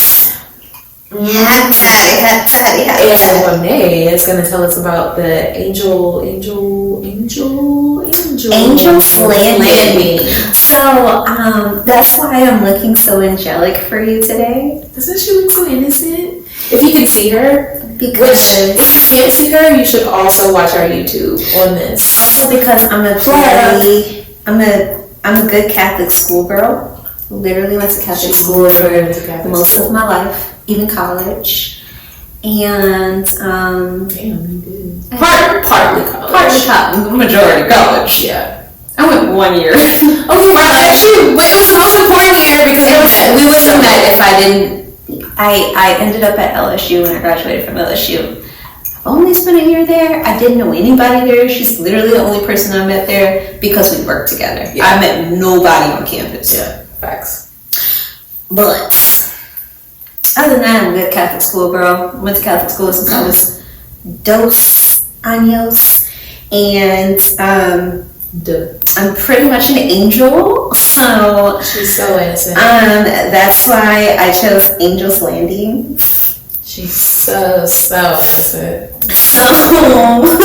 So let's talk about Angel's Landing. Talk about murder. So They're very sane people. very same. Angel's Landing. I love those boots. I'm sorry. Thank you, girl. That's about time I get some new ones, because We know. sponsored by Open Black Boots. If you have them, or any color, we would also love them. Gotcha. Angel's Landing. So Angel's Landing was a 20-acre compound outside of Wichita, Kansas. It would be Kansas. Fucking Kansas. Fucking Kansas. Yeah, okay. Whew. So there was a person. There was Lou Castro. And a small group of people that lived a very extravagant life in the early 2000s. In Kansas? In Kansas. Okay. I imagine there were lots of Cornfields. early 2000s. There probably was lots of, well, nope, they're not black. All I know is black things in the early 2000s. I was about to say lots of do-rags, lots of large white tees. Maybe they had friends that had those. These were white people, so probably I not. have no idea. They were Jinko jeans and Doc Martens. They had frosted tips. They did have frosted tips. Okay. Some things. Yep, there we go. But it was unexplainable. Nobody knew why they lived this extravagant lifestyle. They weren't in a trailer park. They were lived on 20 acres. They were rich. Okay. And Did they have a mule? they probably did. And Castro's followers, they followed him because they believed his followers followed him. A follower is somebody that followed. Thank you for that definition. You're welcome. I would have been lost. They followed him.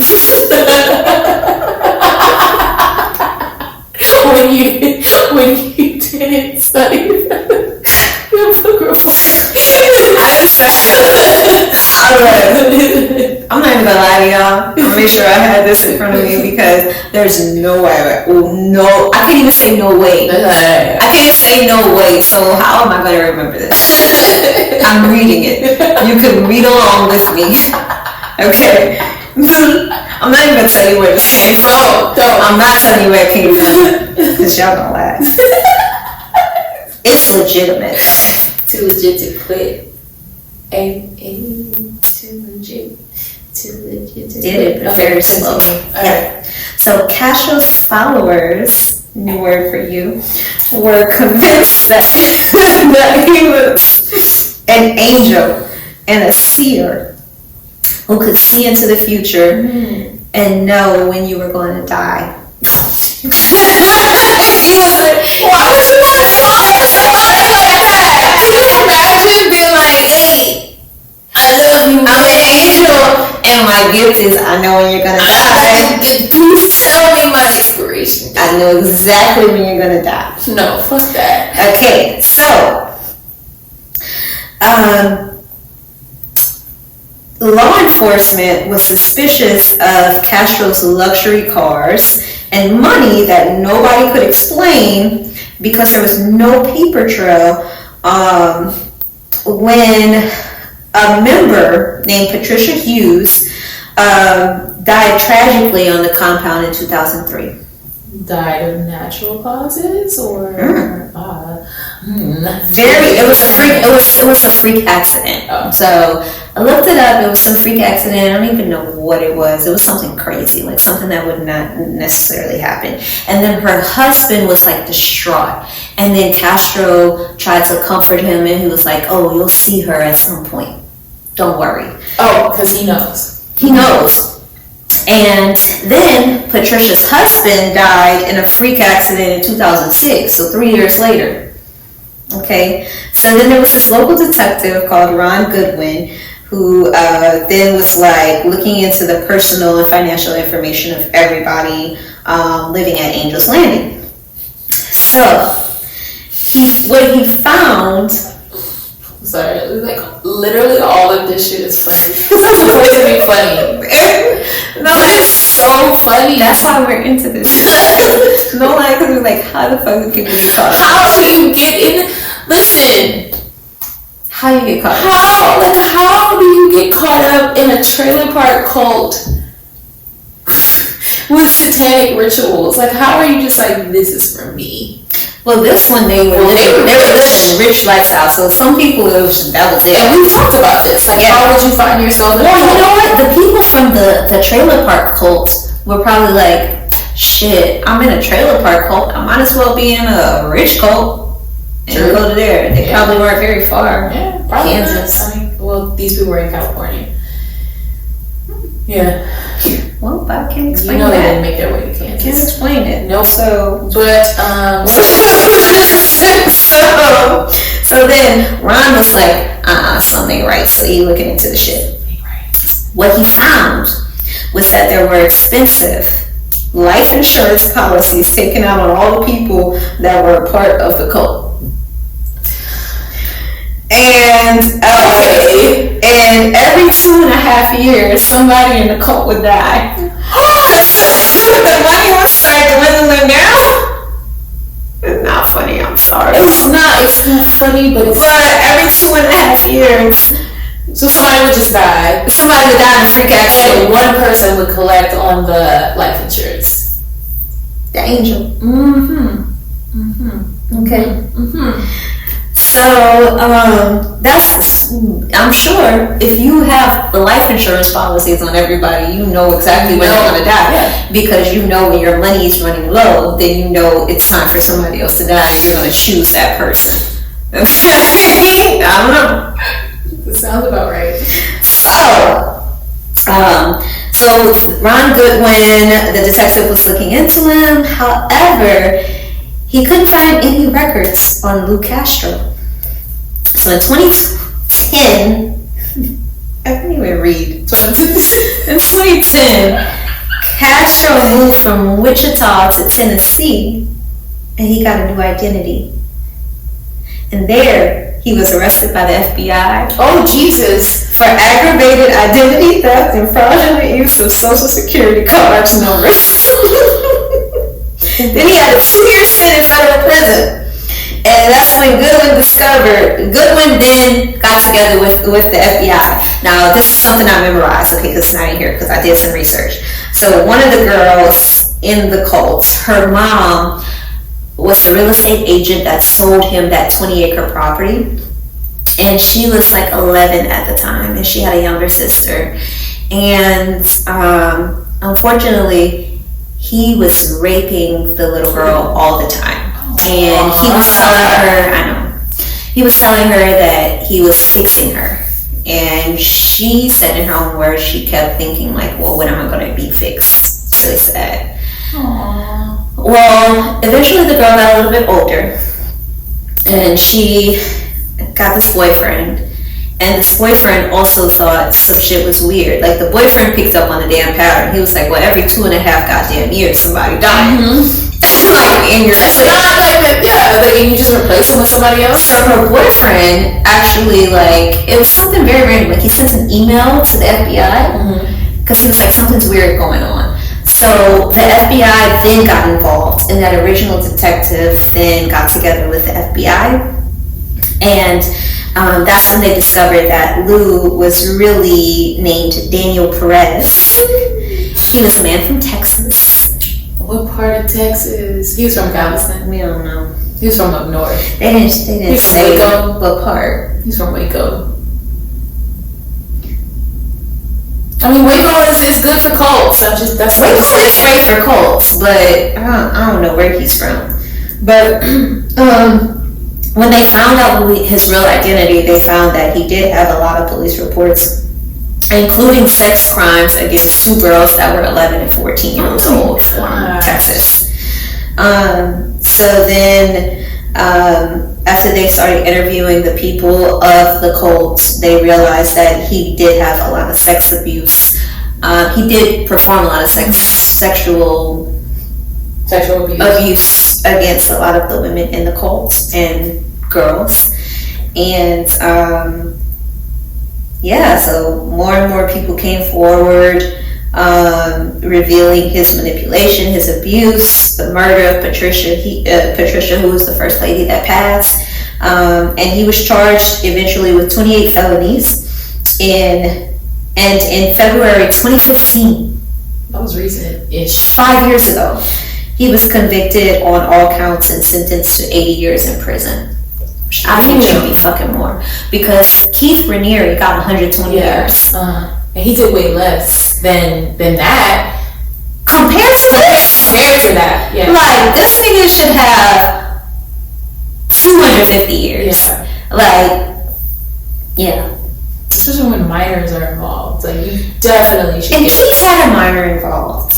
Remember he groomed her? Yeah. However, like, this guy clearly, it was just really fucked up. Yeah. Multiple children and changing stuff, and he was killing somebody. Every 2.5 years. And on top of that, he was killing people there was a pattern to that, and 2.5 is so specific. Like when he set an alarm, he's like, oh shit, it's getting excited. Oh shit. Yeah, everybody get $1 million policy. It's only gonna last 3 years. Like, can you imagine him being like, well, because they said it's August 15th, the first chick.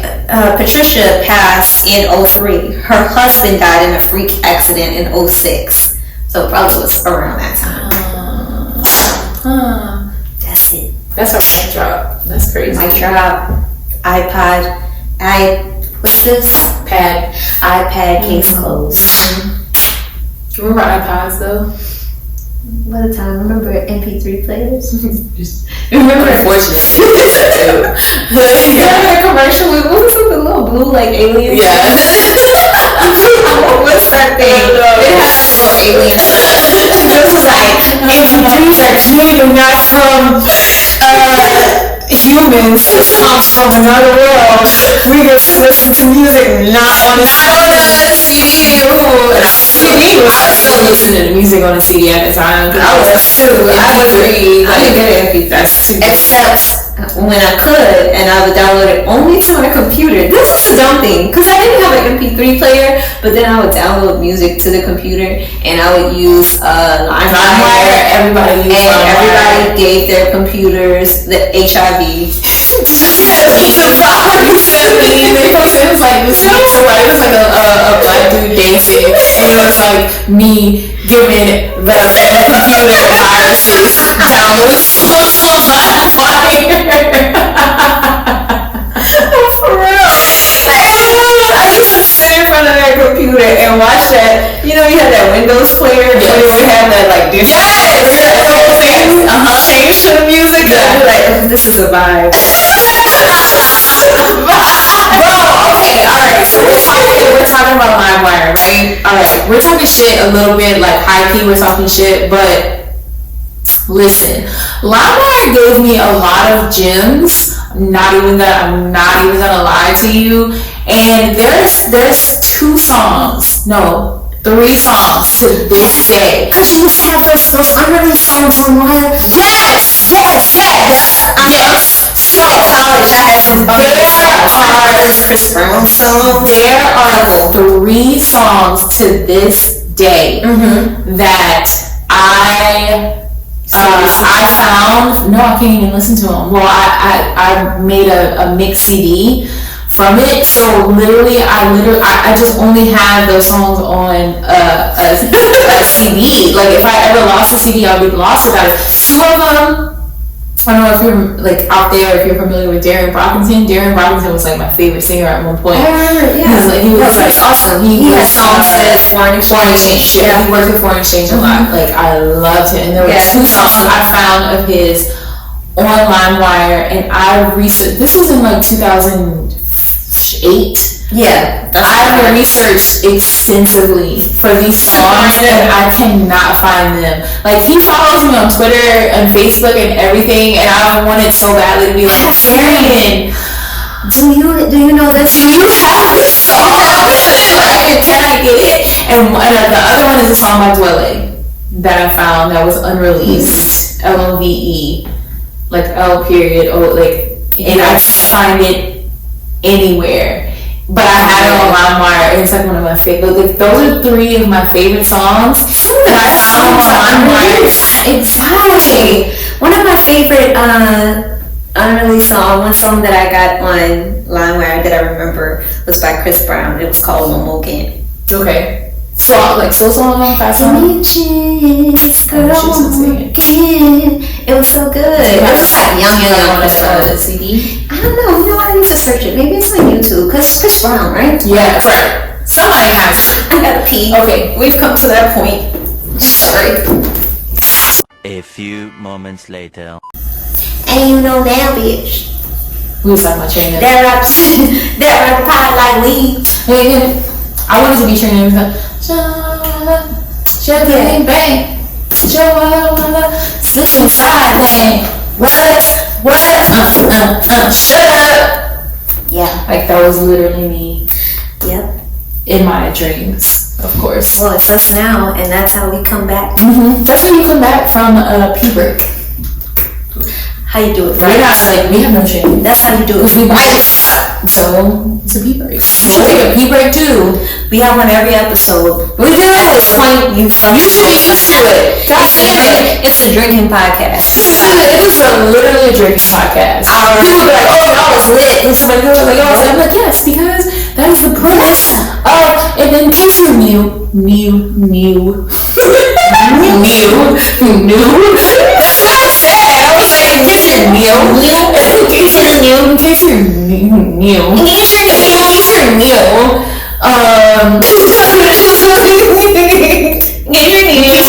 Here, and you've never listened to us before for our like previous 2 episodes, loser.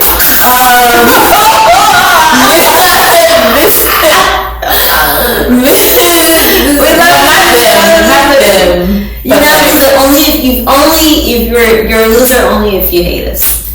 Yeah. So the premise is, if you've ever seen Drunk History, the premise is like Drunk History meets true crime, cults, and pop culture. So, And black girls with magic. That's literally all the text. So like,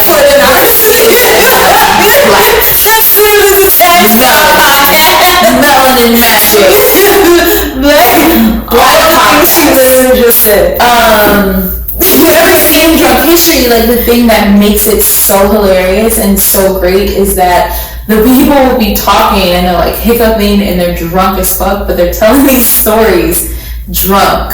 Yes. And that's why we love it. Cause like we would literally be watching and we're like, I want to do that. But not with history, but with like murders. That's what we're doing. That's our goal. Yeah. But our goal, literally, y'all, our dream.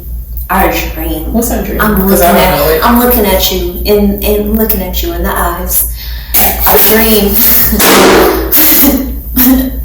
Our dream is to be on Drunk History. Where my nose? I'm talking about whatever people don't want to talk about. I'm talking about weird history. I'm talking about the most boring story ever. Like, who invented the rug? But genuinely, that shit's funny. Like, drunk people are funny. Yeah. And we think we're funny to each other. I don't think I'm funny. No. We're funny to each other. To each other, we're funny. I don't think I'm funny. Honestly, when people laugh at me, I'm like, I think I'm funny. I don't give a fuck. I laugh at myself all the time. I am funny. And I don't care if you laugh at me or laugh with me. when people laugh at me, I'm like, they usually laugh at something I say that I don't mean to be funny. So, well, And I'm like, I guess that makes them funny. you're funny. We're funny. I think I'm funny. I don't give a shit. Everybody says we're funny. I like entertaining. I like being funny. And if you don't think I'm funny, then you can kiss my I think I'm ass. good at puns. Like, I'm really good at coming up You're with punny. puns. I'm very punny. That was a pun. That was good. That was a pun. That was a good one. She's so easily entertained. No, you are. You are too, though. I am. You are too. Remember we were coming back at the airport? Oh, God.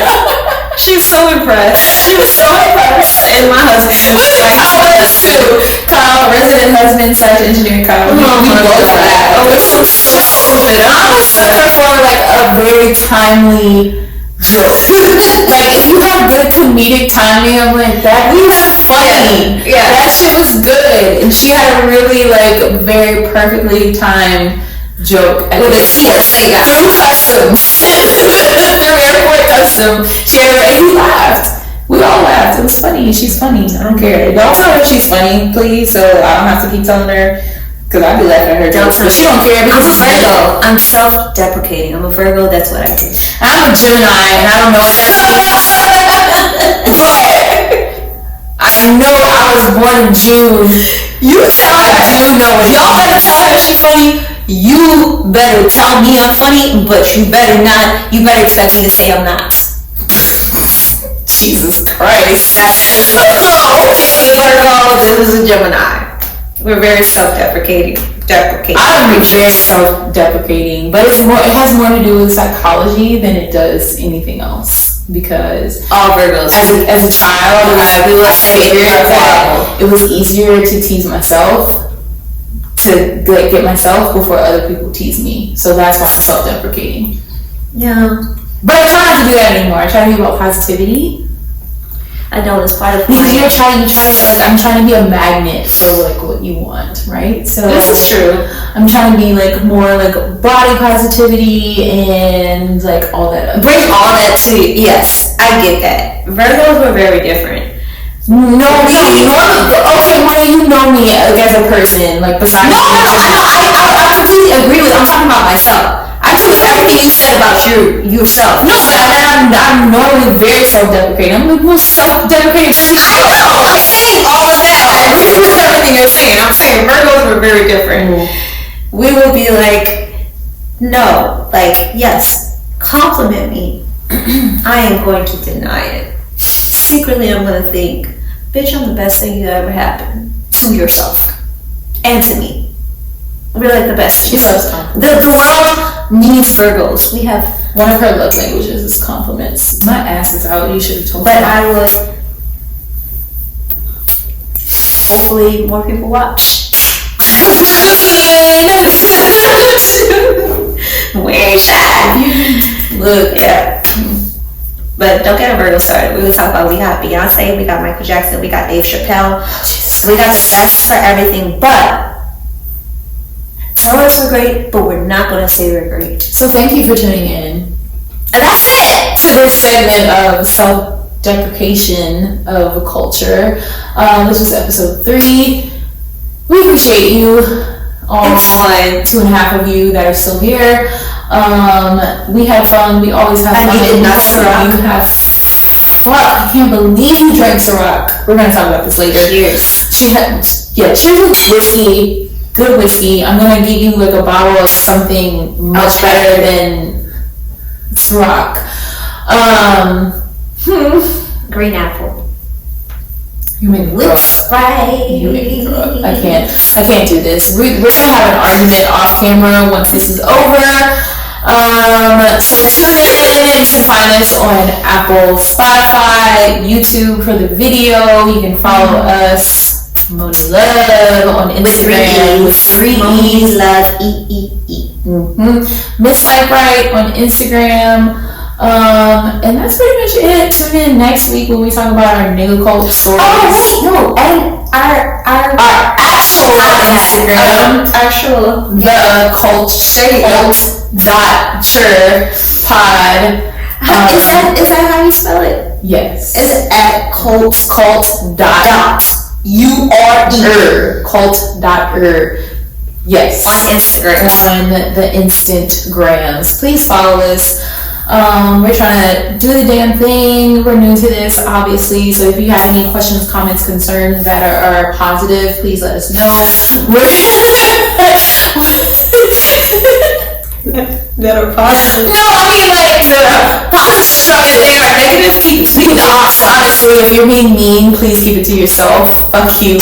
But if hold on, if you have constructive things to say, we're definitely down to listen. In private, text us. In private. Someone always constructive criticism for people that have. Then you may be able to DM us. You may not. No, I'm not quite sure yet. Don't do me because I don't check my DMs at all. I don't check my DMs from people who like I don't know, like people that request. I check my DMs like literally probably like twice a month. She doesn't check her DMs or text, so that's a thing. Yeah. If I text her, I expect to receive a reply like a week later. Me and Rashad talked about this last night. Rashad was like, I don't expect one to reply to my text. I was like, shit either. Rashad is my brother, and he knows this about me, but lately he's been texting like line after line after line, and that's one of my pet peeves. Like, I'm definitely not a text back. You know people that text like, what you doing? Hey, like each sentence is a line? Yes. You know that. Yeah. That's horrible. Rashad has been doing that to me. She just hates communicating, period. Anyway, besides that, you can communicate with us, and we appreciate you for listening. And this was episode number 3 of Cult.ure. We appreciate you for listening. Please tune in for episode number 4, and we will see you next week. Fade out music that I'm fake dancing to. Bam. And